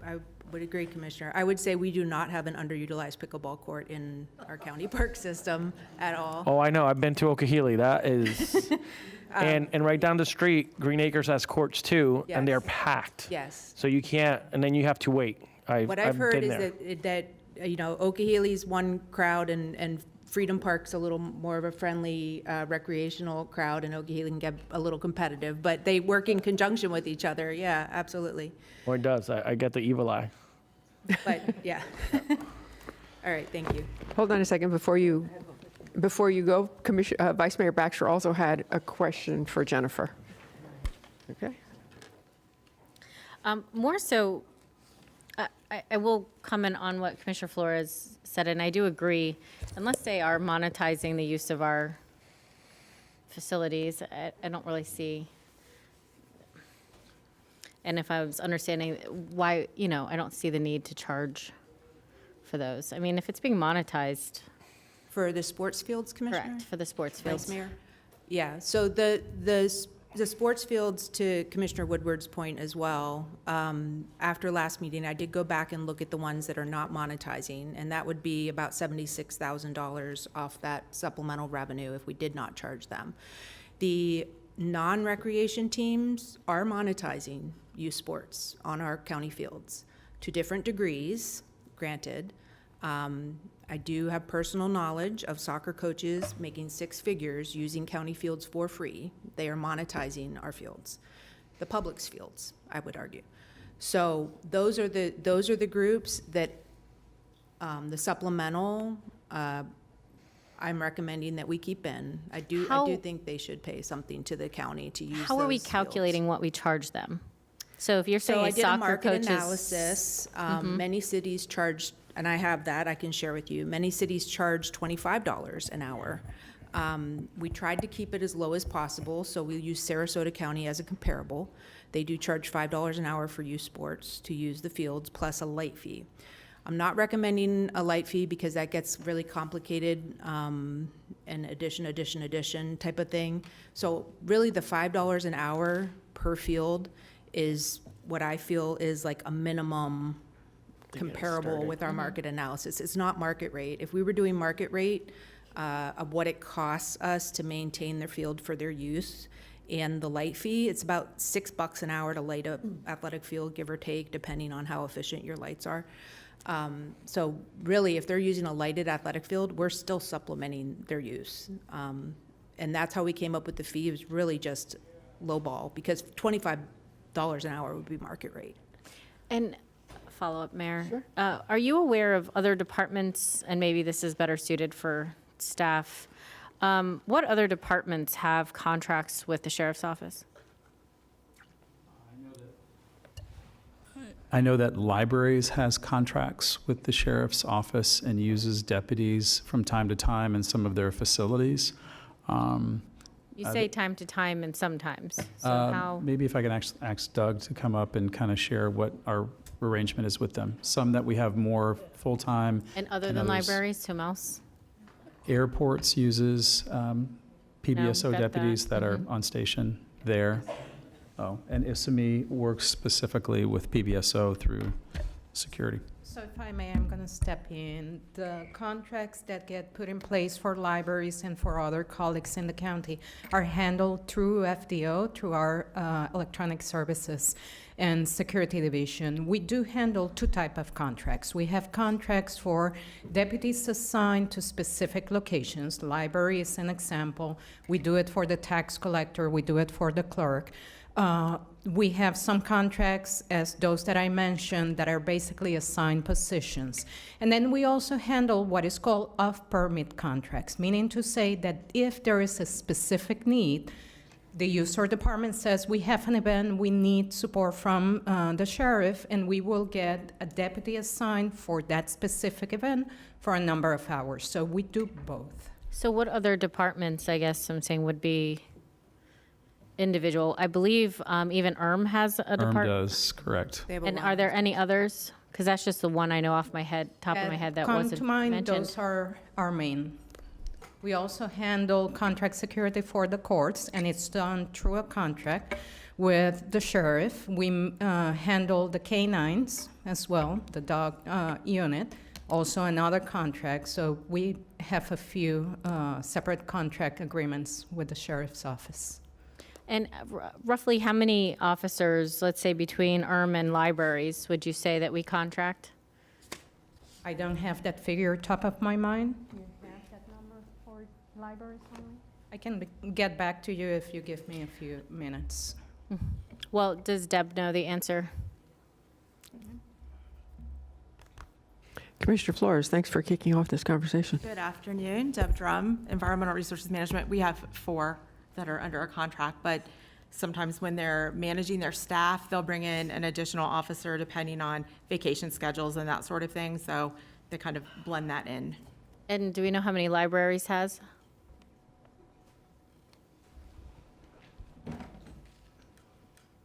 Good afternoon, Doug Crane, Library Director. Currently, we are not have any deputies currently out there. We just finished a contract at the Canyon location due to unruly high school students that were overwhelming the branch in the afternoon. Basically, when we do a contract, we run it for a certain period of time to cover whatever security situation we feel is happening.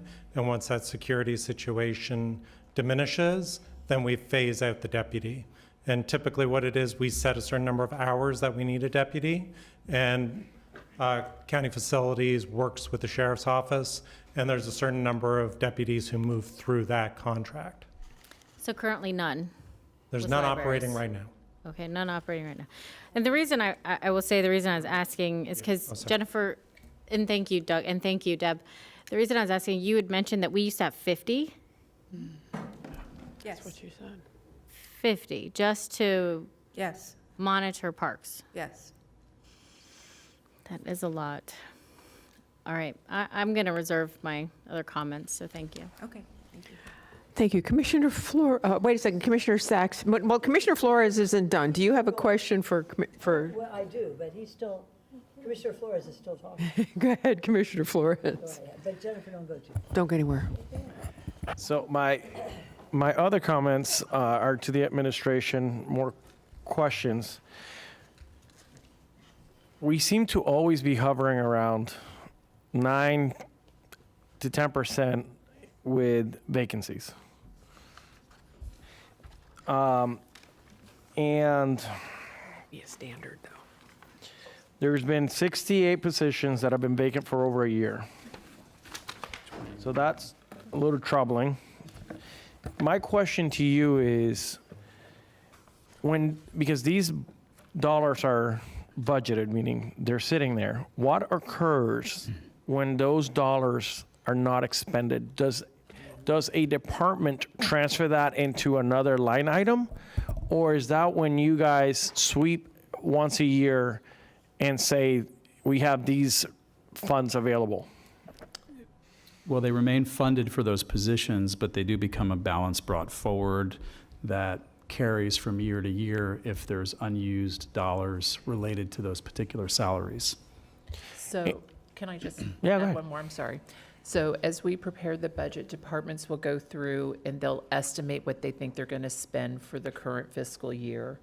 And then we look at the total revenues that we think we're getting in, the expenses, and come up with what do we think we're dropping to the bottom line. And that is how we've built our fund balance, our balance brought forward for the 26 budget, and those come through. And then we're never right 100% with our estimates. And in March, we'll bring you back what actually happens, and that's how we have additional fund balance in March that we bring to the board. Right. I mean, when we hover around 9-10% vacancy rates, that's a large chunk of money that the county's saving every single year. We have 68 positions that are vacant. Do we ask these departments to explain why these positions have gone vacated for longer than a year? And do they really need it? I would say that the answer is yes. We do have conversations with these departments about some of these vacancies, and specifically the ones that have been longer to fill. There are challenges in filling a number of different positions, whether it be And I'll just use a few as an example. Engineers, is one that has been a difficult one for us to fill and maintain in some of those, some of those really sought-after positions that we have. Veterinarians has been one that's been extremely difficult to fill in animal care and control. And, we've worked creatively to try to put out advertisements, to try to target different areas from a recruiting perspective to do that.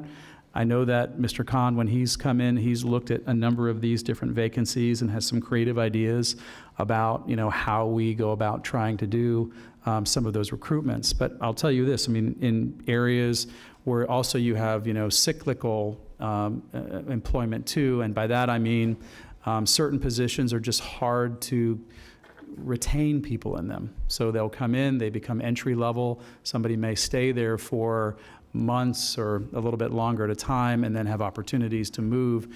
And so you've got vacancies in some of these positions that just revolve. So you're constantly working to fill a number of those, and animal care control is another example I'll use, is where we see some of that, where entry-level positions that you have, folks gain some skill set, and then they're applying and moving on to other jobs as well. So, those are some of the challenges that we face in that area.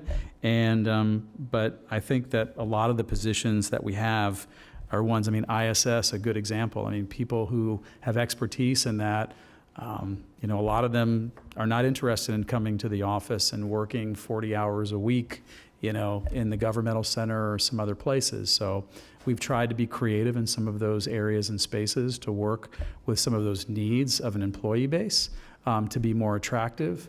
But that also creates challenges in and of itself too, when we look across the board and trying to be equitable with as many employees that we have who also wanted to be maybe treated a little bit differently than some others. So just giving you a few ideas of and the reasons why we have some of these challenges in some of those places. They're just very hard to recruit and retain. And then I will tell you too, in some of those positions also, salary and benefits is a big issue when you're competing on a position that has a very dominant presence in the private workplace, where salary levels are much higher. So we're trying to work through a number of those issues as fairly and equitable as we can. I guess, I would like to see that number decrease, that 68. I think that's high for a position to be unfilled for over a year. And then the other is the vacancy rate overall, 9%. I thought that was pretty high. And that has been very consistent for the county for a very long time. So we, I guess as we move forward, I would like to see us decrease in that percentage number, and how we get creative by doing that, because I think there's a lot of open positions. I would like for government to be more efficient, and if they're not needed, then we should really consider. If these positions have gone on for a while, that obviously we're still operating and it's not required, then we should look at eliminating some positions. Thank you. Commissioner Flores, I'm going to jump off on that.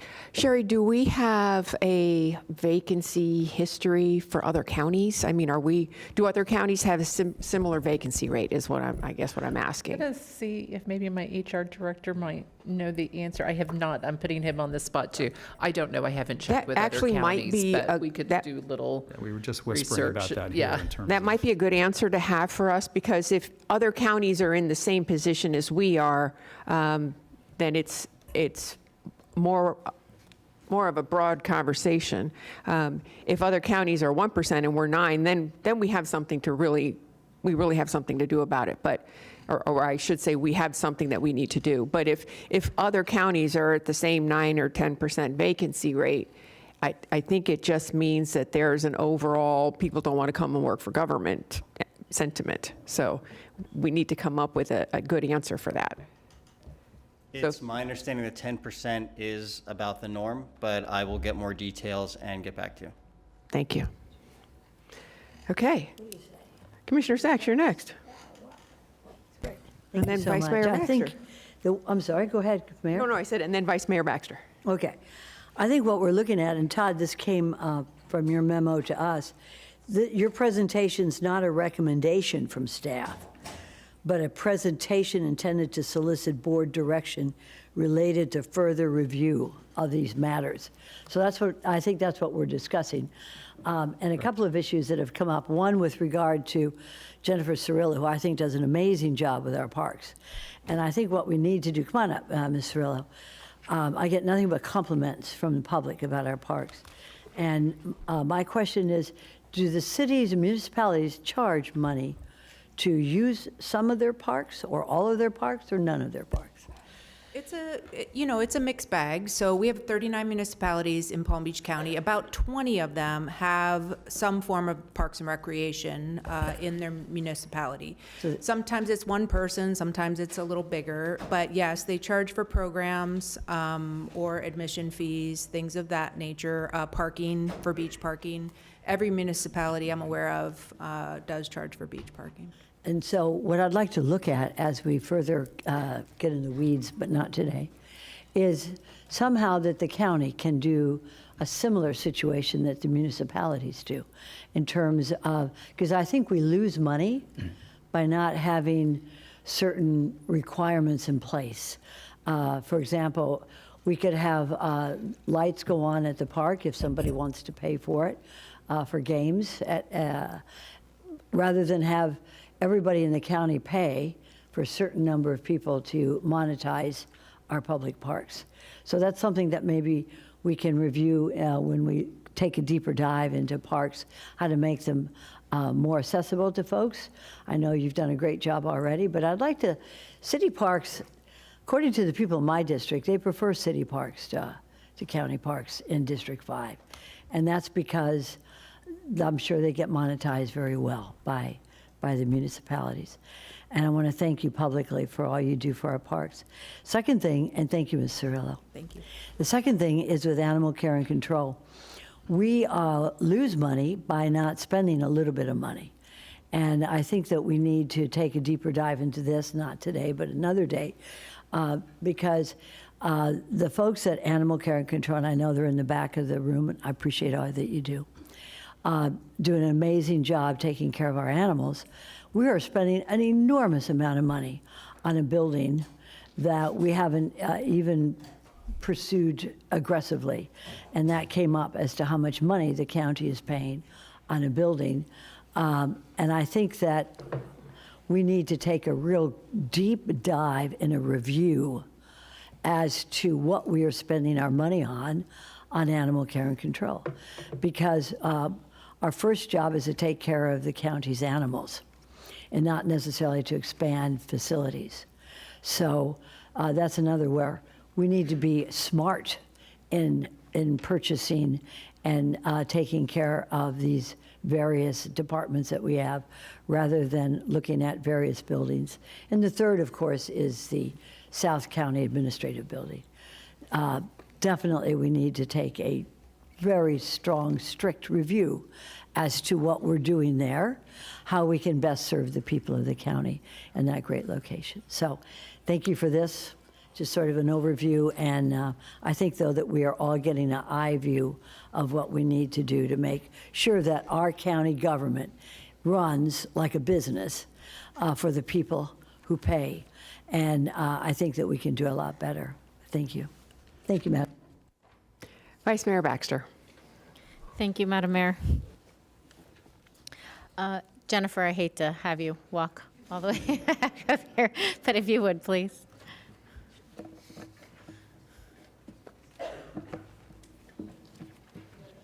Thank you, Vice Mayor. Just have a seat. A few questions, finishing my thoughts from earlier. How much damage, I guess, is caused in our county parks throughout the year? And maintenance Like costs? vandalism? Yeah, by vandalism. Yeah, we have quite a bit. So we keep some key performance metrics that are based on our own staff statistics. So vandalism might come up and not be necessarily reported to PBSO unless it's vandalism that that would be gang related. We do have some of that, so that we work with PBSO on. But do we have a dollar amount of how much it costs us to correct that vandalism? I don't have that off the top of my head, but I can certainly If you go had to back through guess? our work orders. I mean, hundreds of thousands of dollars probably every year, and it's hard to So say it's that not like because $2 it's grand a my- year or 10 grand. You'd say definitely upwards of 100, 200 grand, but It depends on what it is. I mean, graffiti tagging's easier for us to fix with paint, but we've had some vehicles and, like I said, dirt bikes, things like that on our turf fields. We've had them on our natural grass fields. Those are a lot more expensive to fix those types of things. There was unfortunately, I hate to even say it out loud, but there was a trend on YouTube where they were smashing restroom fixtures and videotaping themselves. So yes. I guess that leads to where I was going with this. I mean, obviously, I'm not going to suggest going to 50 right away, but do you think even having a few, whether it's 4 or 6 deputies or a contract in place, is that something that you think would help reduce the cost of the vandalism, maybe could offset some of this cost of having officers? Yes, so that's 8 officers. I believe 6 officers and 2 supervisors. I could be incorrect, but I think that it was 8. It's 8 total, 6 and 2 is the supplemental request, and it's for 2 things. One is responsiveness, but secondly, it's prevention. And really, I think 50, honestly, Vice Mayor, to your point, I think 50 was kind of a little bit overkill. We have 110 facilities and parks. PBSO, certainly 8 people cannot be everywhere all at once, but it would give us that law enforcement presence that I think is sorely needed, because it's not just vandalism, but the other metrics that concern me more, and what we heard in our needs assessment, people want to not only feel safe in our parks, but be safe in our parks. And I have metrics from PBSO Statistics Weekly of, violent crime statistics, unfortunately, drug misuse, behavioral issues, some of the priorities of the county that this is a tool, and why we recommended it, that would help us with those issues, not just reactive, but preventative. And so I think we need to look at to protect the taxpayers' investments, right, of the money spent on our parks, to have some sort of presence. Again, I agree with you, 50's excessive, and you were requesting 6 and it got 8. 8, Yeah, excuse me. 8 total. It's small print, but it's 1.8 million, 1.885. $1.885 million, that was a supplemental request that they put in. The detail of that is located in your larger packet, if you have that. I do, It's on and I page think that 56. gives us a rough number. And if you add Riverbend, it's roughly $2 million. Correct, yes. And again, I think, in this instance, I think it could pay for itself with not having to replace, well, not the total amount annually, but again, just having that presence, to your point. I don't know if there's a compromise here, Administrator, or something that we could explore, maybe not the total of 8, but maybe starting with 4 or 6 or something, and Madam Mayor, 2 if I could supervisors. respond to that. Vice Mayor, part of what we'd like to hear from you today are any other items that were not included as part of this budget that we brought forward to you. We expect that when we come back in July, we should probably see potentially maybe another $3 to $4 million from a valuation perspective that we'll be getting from the property appraiser. That's roughly about what we expect when we get to the July 1. So if this feedback is important for us, because when we come back in July, we'd like to include whatever is discussed here today to bring you a proposal that we capture any other additional issues. So obviously, we will look at animal care and control per Commissioner Weiss. We will look at the PBSO item and the Riverbend item as well, just to kind of look at, those are items that you've brought forward as things that I think are important to you. So we appreciate that feedback, and we will go back and look at that, and then look at that in relation to some of the potential valuations that we might be, getting come July 1. Thank you, Todd. And just to clarify, the 8 positions included the 2 supervisors? Yes. Yes. Yes. Okay, Yes. just making sure. Right, and thank you, Todd. Yes, ma'am. I would love to see that come back to us to help with our parks. Thank you. Thank you. Thank you. Commissioner Weiss. Yeah. Just to clarify on that, very quickly, on page 56, we had 1 PBSO sergeant and 8 contractual PBSO deputies that were part of that request. So I just wanted to clarify that on the record. But we'll look at that request, and then, sorry, this is in the supplemental request that we're looking at in your larger packet that you have there. So page 56, that shows you the request that was provided, and specifically 1 PBSO sergeant contract and 8 deputy contract. Okay, so we'll take a look at that, and maybe if there's a way that we can bring a plan back to you going forward, we'll provide that to you. And page 55 is Riverbend, because I personally, with all of the emails that I've gotten on Riverbend, there's been some significant issues in Riverbend, so I would definitely throw that in there too, please. Jupiter. Okay. Commissioner Weiss, sorry. Yeah, I was just going to say, I mean, I think this brings the need potentially in the future to have a deeper discussion about security in our parks and I mean, how, number one, we want not only we want people to be safe, we want them to feel safe, but on the other hand, if there are people that are causing these expenses, I mean, we need to figure out too how to help them maybe understand what they're costing, and they can put some skin in this game too. So I don't know where that goes, but I think it's a deeper discussion, and it's probably a greater societal thing we have to talk about. But I think, you know, at some point it would make sense, because we do spend an awful lot of money on security. Not that I have anything against spending money on security, but we have a lot of money just spent trying to secure ourselves because of the society we live in. What does it cost? I mean, I one time, you know, was thinking about, you know, you think about code enforcement and all the money that we spend, and that's just because people are doing the wrong thing. And how much money we would save in general if people just did the right thing.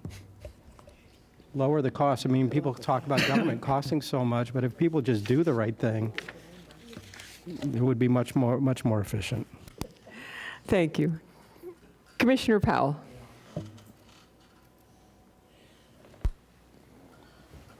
Thank you, Madam Mayor.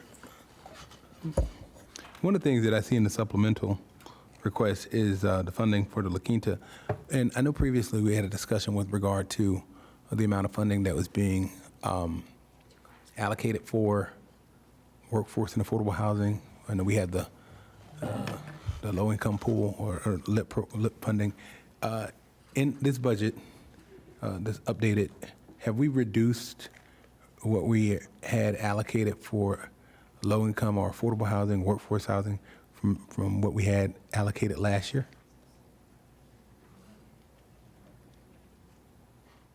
So on page 26, what we're showing is a reduction of $7.5 million, but what we do have in the budget is $7.5 million. So that was we just did a cut of half of that on the housing initiative, and I believe that's maybe you're referring to, Commissioner. But we do have included in there $7.5 million in this budget of ad valorem towards the housing initiative. Now, that being said, we also have other funds that are inclusive for housing that are bond dollars and those kinds of things that exist as well. And then we have funding also from some of the ARPA allocations that were allocated for housing initiatives as well. And so I think when we come and we talk about all those different funding sources that we have on housing, this is one component of that. Thank you for that. And that $7.5 million will be for the entire year, right? And I'm just balancing that against, I believe there was one project that we allocated. I think we allocated like $4 million to one project since the time I've been here. So just wondering and wanted to see how we were. If you would like, what we can do is we can bring back to you and just show you in July and just do a breakdown of all the housing funds that we've used so that you can see how we've appropriated from ad valorem, housing bonds, other funding sources. And that way you'd have a broader base to be able to have that conversation. I don't know if we've got that total number handy today. Does John? Oh, okay.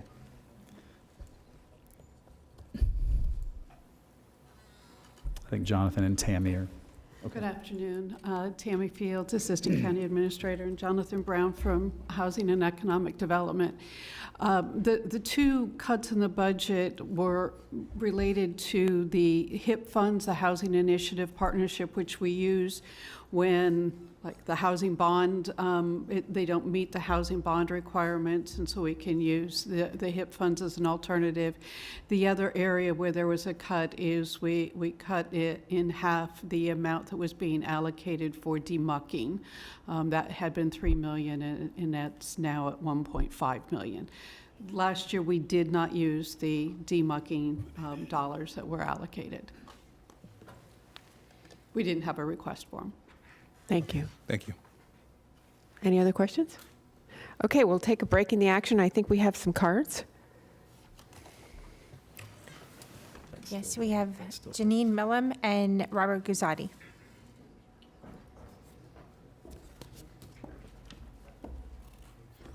Thank you all. I'm Janine Milam. I'm a resident of West Palm Beach. I want to let you know that I am a manage fraud analytics for a large financial institution, and I'm responsible for protecting over $5 billion. So as I've done before, I did an analysis year over year on the Supervisor of Elections budget. I emailed you all on Friday what I'm going to be speaking about now, so if you want to pick up on some of that, it's in your inbox. There are a few things I'd like to point out in it. For instance, if you compare the proposed budget to the 2020 budget, the SOE budget has doubled, exactly doubled in 6 years. Just pointed that out. Line item GB1, contractual services. This is kind of a black box. I know I've been told by a number of people that if the money isn't all spent, then it's returned to the county. But I've not shown any example where that's happened. And in fact, last year, they went well over $1 million over what was approved in the budget. We have a GJ8, data processing. There's an increase of $1.2 million, so we're paying $3.5 million for software licenses and updates. That seems pretty exorbitant, and I would kind of suggest somebody take a look at the contracts we have with these companies. It seems, I'm a software engineer by trade, so that seems a little outrageous. GH1 is printing and graphics. The budget is nearly $5 million for 2026. I can't imagine what they're doing with printing and graphics for over $5 million. I have a creative imagination, but I can't even come up with enough for that. GA2, which is wages and salary just for SOE staff. They're asking for an increase over last year for $1.2 million. There's only 86 SOE staff. So if we were to consider that, that would be across the board, it'd be over $15,000 a year raise for each of the 86 staff, and I'm sure that won't be distributed evenly. And considering that that I know some people wanted to get increases for your commissioner aides, that's kind of disappointing that the SOE is going to get such a large increases for their staff. Election workers, first of all, this budget is going to cover from October 1st to September 30th, and so this 2026 budget does not include a general election. It includes a municipal and a primary. And they have election workers. They want a $320,000 increase in their budget for election workers for a non-general election year. And then I want to point out that the postage is increasing for over $204,000 over last year in the budget. Again, this is a non-general election year. And there's more that's in there. I've attached this to your email. And I also want to thank Commissioner Weiss for coming by our community a couple weeks ago and helping us with a traffic issue. Thanks.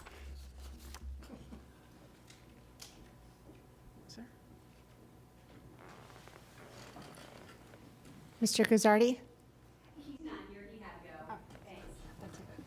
Thanks. Okay, thank you. Okay, so we have no more lights on, and I would just like to say that you all did a great job, and I think you've gotten some great feedback from the board. And when we look at increasing personnel for either animal care and control or for Parks and Rec, I think this consensus from the board seems to be that this is actually a way for us to save dollars. If we are able to, as Commissioner Weiss said, if we can take care of it on the front end, we don't have to take care of it on the back end. If we can have patrols in our parks, we don't have to pay to repair damage to our parks. So from both of those agencies, from both of those departments, it would be good to see, how much is it charging us, how much is it costing us on the back end for each one of those things? And it might be a better way to justify getting the additional staffing that we need. With that, I think you all have done a great job. Todd? If I can just recap and share a few things in a memo that we'll bring back to you. So we will take a look at public safety and some of the animal care items that were brought up today. We will look at the PBSO Parks Task Force. We will look at the park ranger on Riverbend Park, and then we'll also look at some of the housing, because I think it'd be good just to share with you where we've spent some of the housing dollars so that you kind of have a good allocation of what we put into housing and where those funds specifically have come from throughout the complement of the budget. And then we will go back and we'll look at the fee items as well to address the fees that are in our parks and how we're allocating those. And then from the direction of the board on the nonprofits to make some of those adjustments in what comes back as part of the proposal in July. Am I missing anything from those? Commissioner Sachs? Thank you. That was very, very inclusive. I'd like to add one thing, and that is how we can make, and I think this has been brought up by many on the board, how we can make government run more efficiently through technology. Okay. Some of the positions that are outstanding, I think we discussed, could be substituted through technology. And I would suggest maybe if we have anybody from any department who has any suggestions on how to streamline their department, we are always eager. They know their departments better than we do. If anybody has any ideas on how to streamline the efficiency of their department, to let you know. Thank you. Thank you, Mr. Bondler. Thank you. The final thing, Mayor, I would just point out, so we did, as a directive from the BCC, and I think we're good on the supplementals and everything that we presented to you so far, but I did want to share on your desks in front of you, we've provided a PowerPoint for you on a directive. We can put it up on the screen if that's okay, on just some of the fuel tax impact on POMTRAN service. We put this together as a request, and if you don't mind, just a few minutes that we can go through this and present it to you. And it's really an exercise to look at what a service cut would be to POMTRAN based on an elimination of gas tax that currently goes in POMTRAN today. I know that Ivan is with us and Fredlin are here, and just wanted to provide a quick overview with the exercise. And you can digest this a little bit, and then we can come back at a later date if you like and discuss it further. But yeah. So I'm going to go through this really quickly. Ivan and Fredlin and I have discussed it a number of times, but what we've done on the two scenarios that we're providing to you are a look at POMTRAN service both as fixed route and connection. And taking a look at $33.6 million that we fund today in sales tax, and if that were removed from the POMTRAN budget, what would the potential of that impact be? So a scenario one that we looked at, and we didn't look at a best case or worst case, there are 100 different scenarios that we could have provided within this. But a scenario one for fixed route service elimination was taking the 3/4 mile zone around our paratransit and just focusing on that as our service area and eliminating the rest, which would be about an $18.2 million reduction to bring that service area down to that 3/4 mile zone. And that's consistent with both the first and the second scenario. But for this scenario, we provided you what fixed route service eliminations would mean, and that would be looking at our lowest productive routes that we have, 9 of those in terms of productivity, elimination of Saturday service, and elimination of Sunday service. And on the next slide, we provided for you a map that shows what that would look at. So in the red, that would be an elimination of all service. In the blue, an elimination of Saturday service. And in the green, an elimination of Sunday service. And we've mapped that out throughout county commissioners' districts. The next page just shows an impact of what that scenario is. So the result of a reduction on the fixed route side for reducing or cutting these routes would be about $15.5 million in annual cost reduction and 91,173 hours of service annually. That equates to about 77 positions in PomTran that would be eliminated if that service correspondingly would be eliminated, and then shared with you the weekday impact, Saturday and Sunday impact based on jobs both existing and potential within a quarter mile of bus stops of those routes, and then broke that down by poverty level, seniors, and disabled populations. One note that I'd also share in the red box at the top where we say service changes exceed the Title VI threshold of 5% for disparate impact on minority populations. That is an exercise that we have to do on any type of reduction in PomTran. And if there is above a threshold of 5%, that we would have to mitigate those kinds of things somehow. But that exists for almost any scenario of this level, if that is something that would happen in the future. The next scenario on page 5 that we would share with you, it contemplates the same paratransit service reduction of $18.2 million.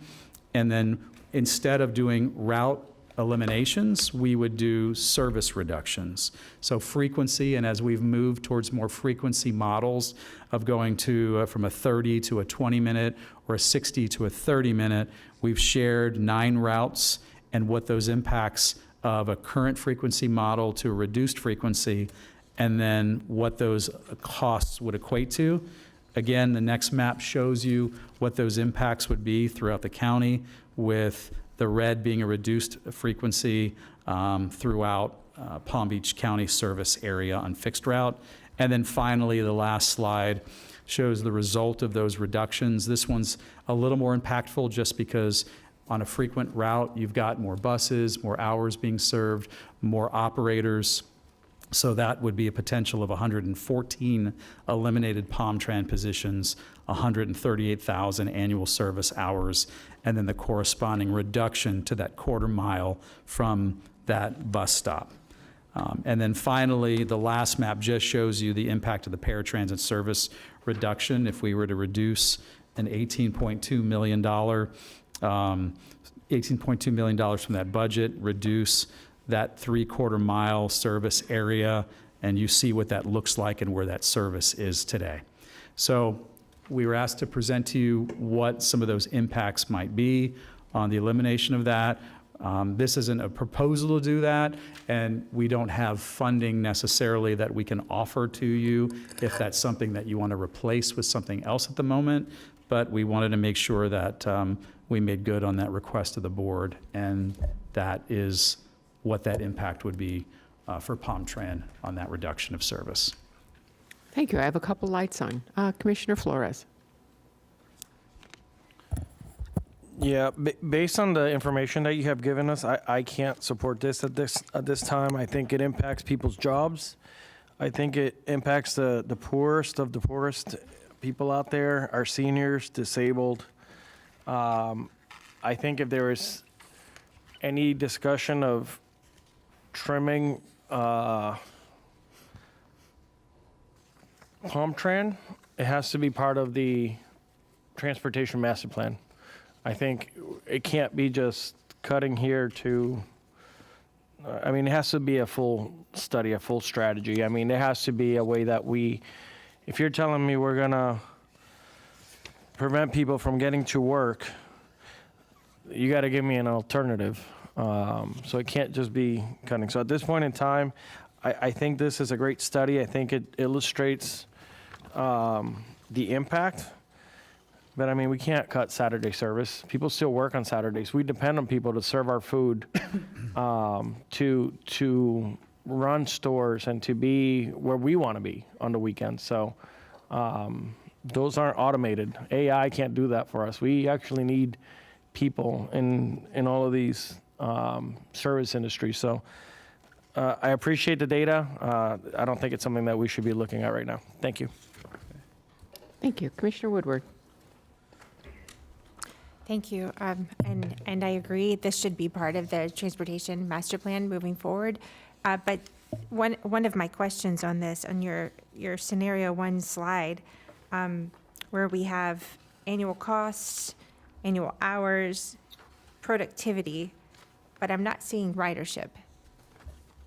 How do we know which of these routes, how many people are using these routes? I mean, these are good metrics, but and then you have, later, we have population information, but how many people are riding these buses? So if you look on slide 2, for example, and when you look at productivity, that represents the number of passengers per revenue hour that we have on those particular routes.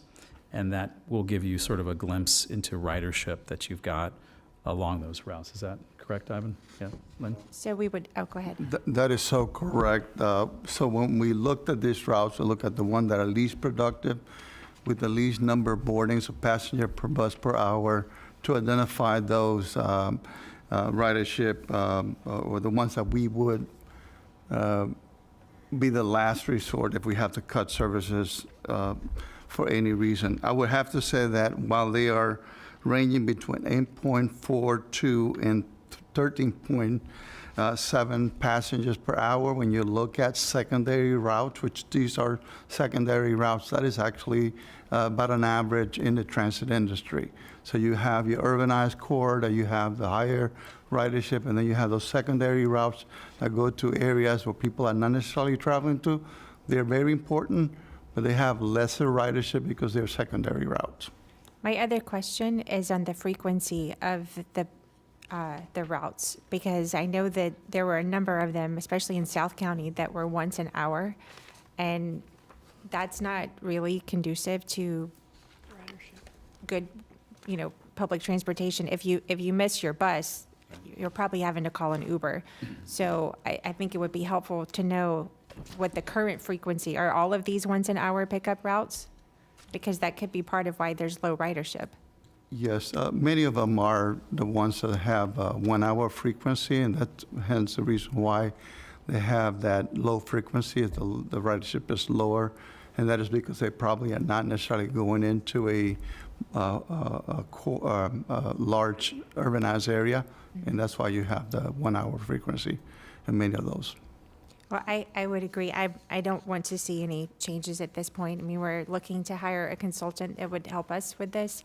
And I would hope that part of what they're going to bring back to us is maybe even if some of our routes might need to be adjusted, as they look at where high demand is, and then helping us with frequency, because some of our routes, again, I tried to use it myself down there, and having to do a couple of different routes. I mean, to get somewhere that I could drive in about 15, 20 minutes, using the bus service would have taken me over an hour, just because the frequency and the different connections I would have to make. So I don't think we're judging this as well as we could. So I think we need more information on this, and hopefully the consultant that works on this will help us with some of that. But I thank you for this. Now is not the time, I don't think. Thank you. Vice Mayor Baxter. Thank you, Madam Mayor, and thank you, staff, for putting this together.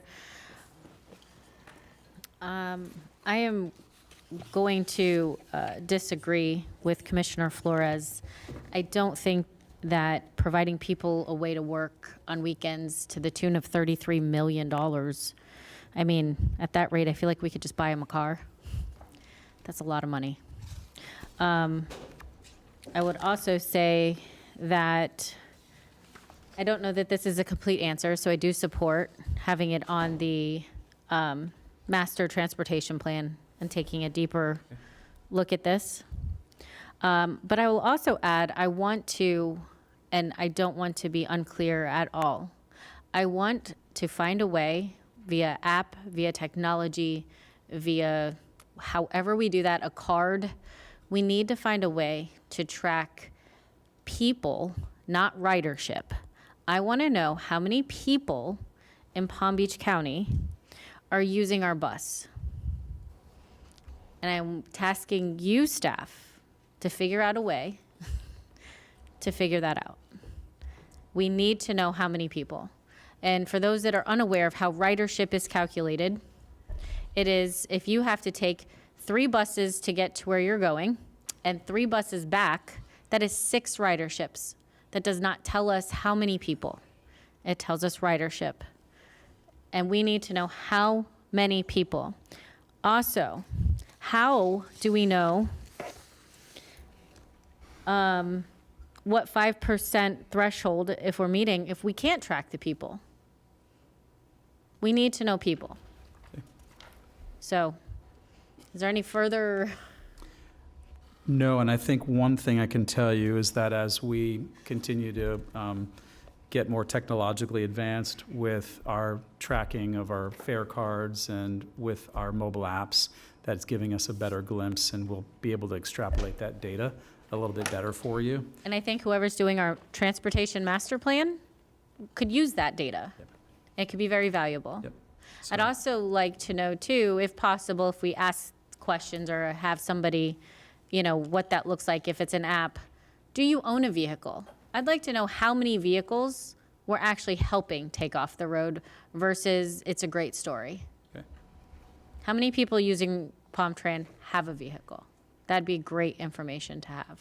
Okay. Great. So thank you. Thank you, Vice Mayor. Good questions.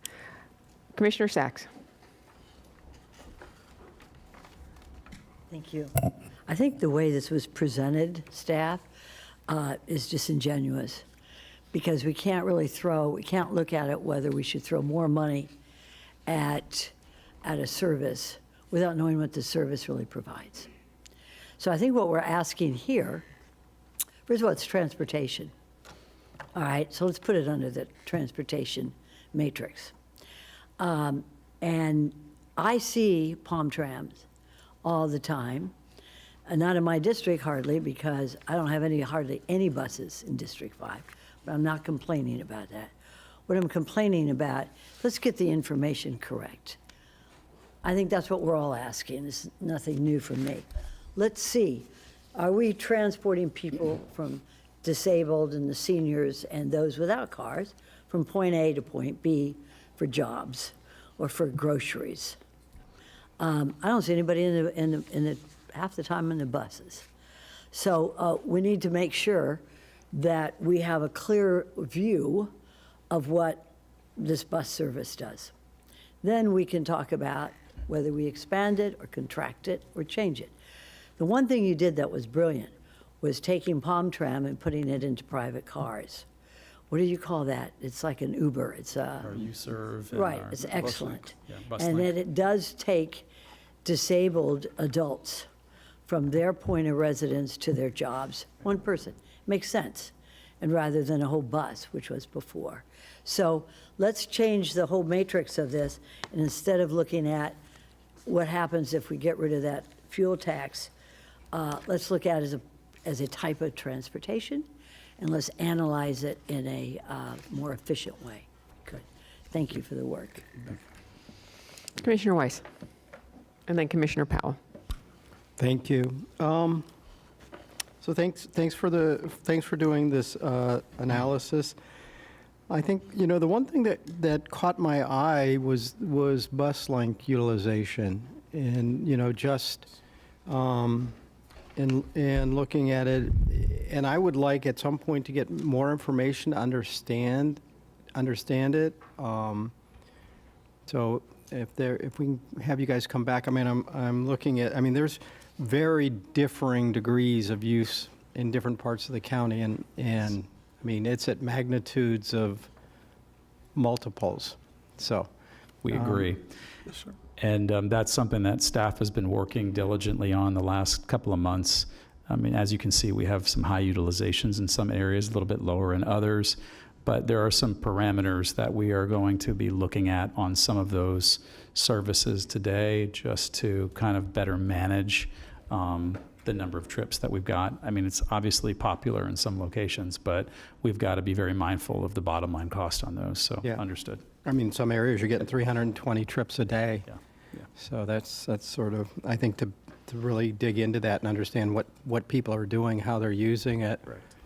I think would be valuable. If As it relates to transportation for the people most at need in our county, you know, I couldn't agree more strongly with Commissioner Flores. You know, and I appreciate Vice Mayor Baxter. I appreciate your comment, but a lot of the folks who use this service can't drive for a variety of different reasons. And so even if you offered them a car, it would do them no good. So I think it's, you know. Scenario one, we're talking about fixed route, not paratransit. I'm talking about fixed route. There's a lot of people who are on fixed route who can't drive. So, but I understand your point, and I appreciate wanting to dig in and try and find out if there's a savings that can be had. I'm all for that. But I also, I think, you know, they're human beings engaged, you know, involved in this, and this impacts their lives, and they may not have other alternatives. So I just want to be mindful of that. Commissioner Powell. Thank you, Madam Mayor. One of the things that I was looking at in terms of the reduction in the gas tax, and I thought about this when Vice Mayor Baxter asked the question related to losing money and the $33 million. How do we compare, and I know we looked at the number of fixed routes and the usage of those different routes.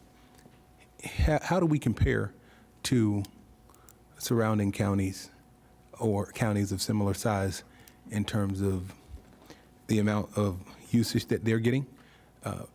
It's my understanding, and correct me if I'm wrong, with regard to public transit or public transportation like bus systems, for the most part, all of them are losing money. Am I wrong?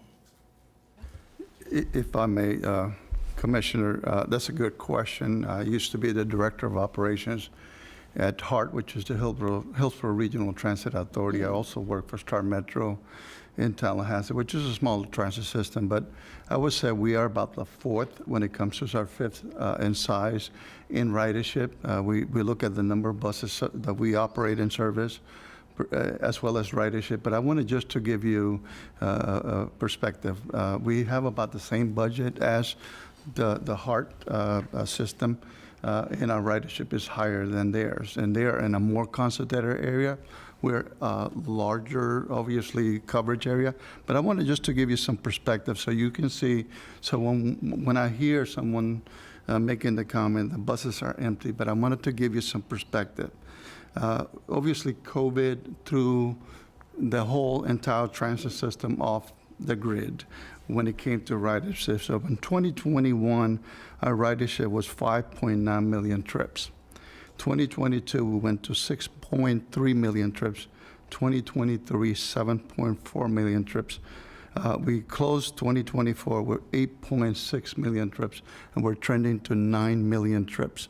So while you're seeing perhaps buses a certain part of the day that are not operating with full capacity, it is trending that I'm seeing, and us being the first ones in the entire state that was able to recoup from COVID. We're seeing some amazing strides in, and we're constantly realigning services to gain more efficiency. The bus link program, we started in September last year. We have seen about 77,000 trips since we started. So that's a good indicator that services are being utilized, paratransit services. Obviously, we came here and did a presentation as to how we can make that system more efficient. I would say that the master transportation plan is going to be the foundation for us to build a system that we need in this county, that the citizens deserve, that you will be very proud of. It's going to take some time, and some of the comments that I heard from the different commissioners are truly valid. I think that plan is going to help us analyze the different plans that are out there, transportation origins and destination, and what the different municipalities would like to do as far as building a system that is going to meet the transportation needs of the county. But I would say to your question, Commissioner, was that I think when it comes to our size, the budget size that we have, the number of buses that we have in service, we're parallel to systems that are peer to us and probably exceed the ridership levels. So our buses are being utilized. We're tweaking the system constantly. In September, we're making some more strides. Just in May, we were able to take the Route 43 that takes you to Wellington, up Okeechobee, making it 50-minute frequency, working with the FTOT to look and identify additional funding to help us build the system and basically take off a lot of that responsibility from, gas taxes and looking for more funding from FDOT and any other options out there. So I'm sorry I did spoke to the whole choir here. I hope I answered your question, Commissioner. Well, you're on the right track, but I just want to confirm, and when I studied for my master's, we're talking about 20 years ago, and I know people looking like, 20 years ago, you look like you're in your 20s, but I'm not. So nobody was thinking that? Okay, so with regard to that, we studied federal funding that was going to a lot of our public transit systems. I remember studying the transit system in Atlanta, in Detroit, in Washington, D.C., and all of those transit systems at the time, and this is a long time ago, so things could have changed, were losing money, and it was indicated that public transit, just based on what it does, would always be losing funding. So my question with regard to that is trying to make the system more efficient, but is it accurate that we, like other systems, or compared to other systems, and maybe you don't know compared to other counties how much we're losing compared to Martin County or Orange County or larger counties, Seminole, but would it be accurate to indicate that that's likely the case? We can probably tighten up, but Palm Trans probably not going to be a profitable venture. I think that's the key word, Commissioner. We're not in the business of making money. So I wouldn't say that we're necessarily losing money. It is a public service to our community and not one that we should expect to be turning a profit from. Okay. All right, thank you. Thank you. Before I ask Vice Mayor Baxter to do her comments, question for you. I know that there was, well, first off, thank you for doing this. This was a board directive as of May to bring this back, so we appreciate you doing that. But how many Paradise Pass holders are there?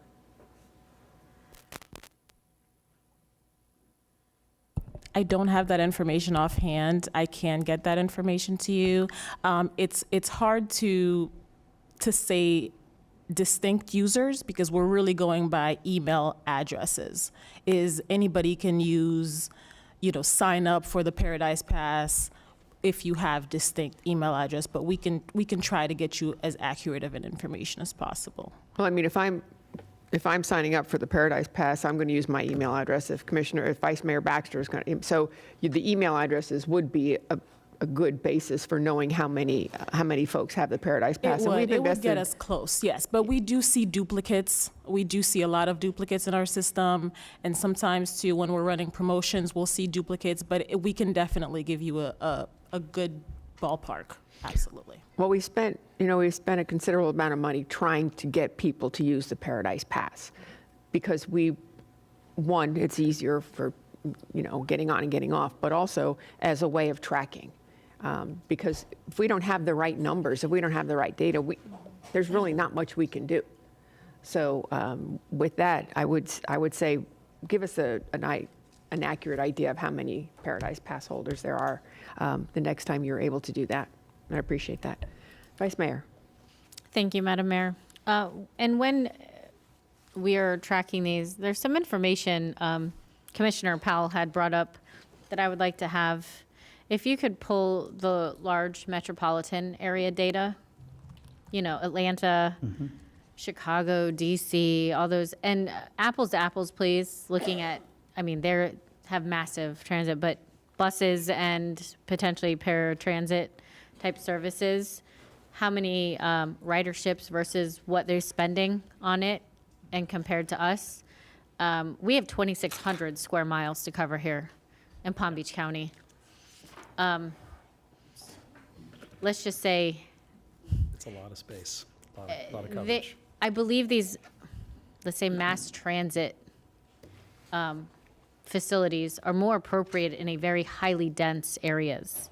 And I've even said that for Palm Beach County. We have a lot of density the more east you go. So I would like to see comparably where we stand with dollars per ridership, because we can't even, if they have people, the amount of people, I'd love to see that too. But you've said the standard nationwide has been to track ridership.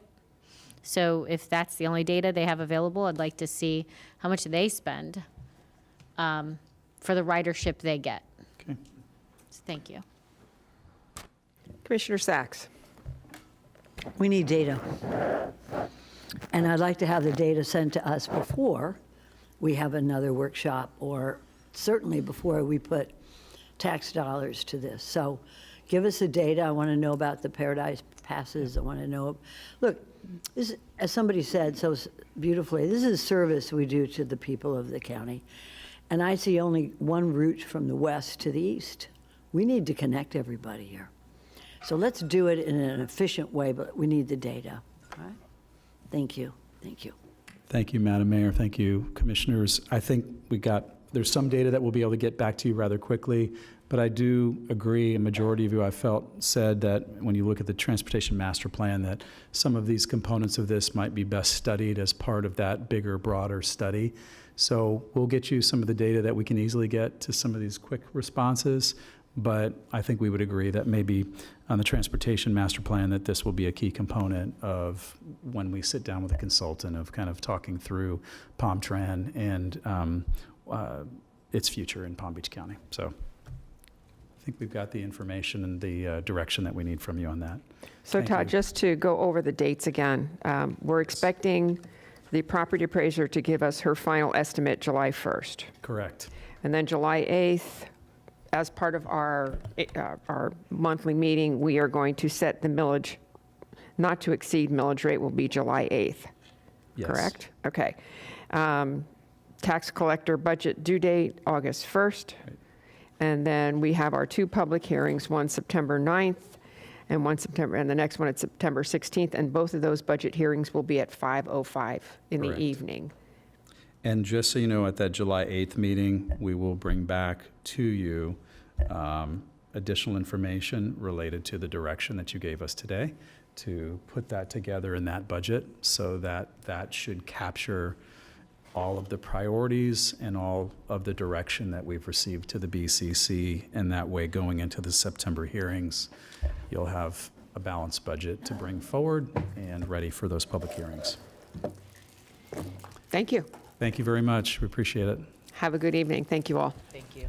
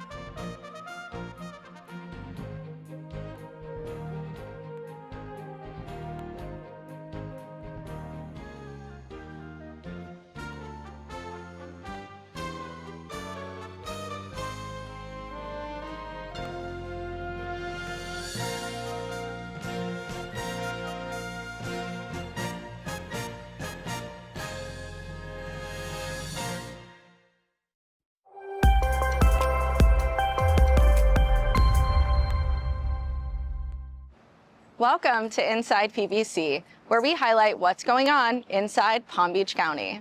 Would you like the chance to win a $200 gift card to a local mall or a catamaran cruise for 4?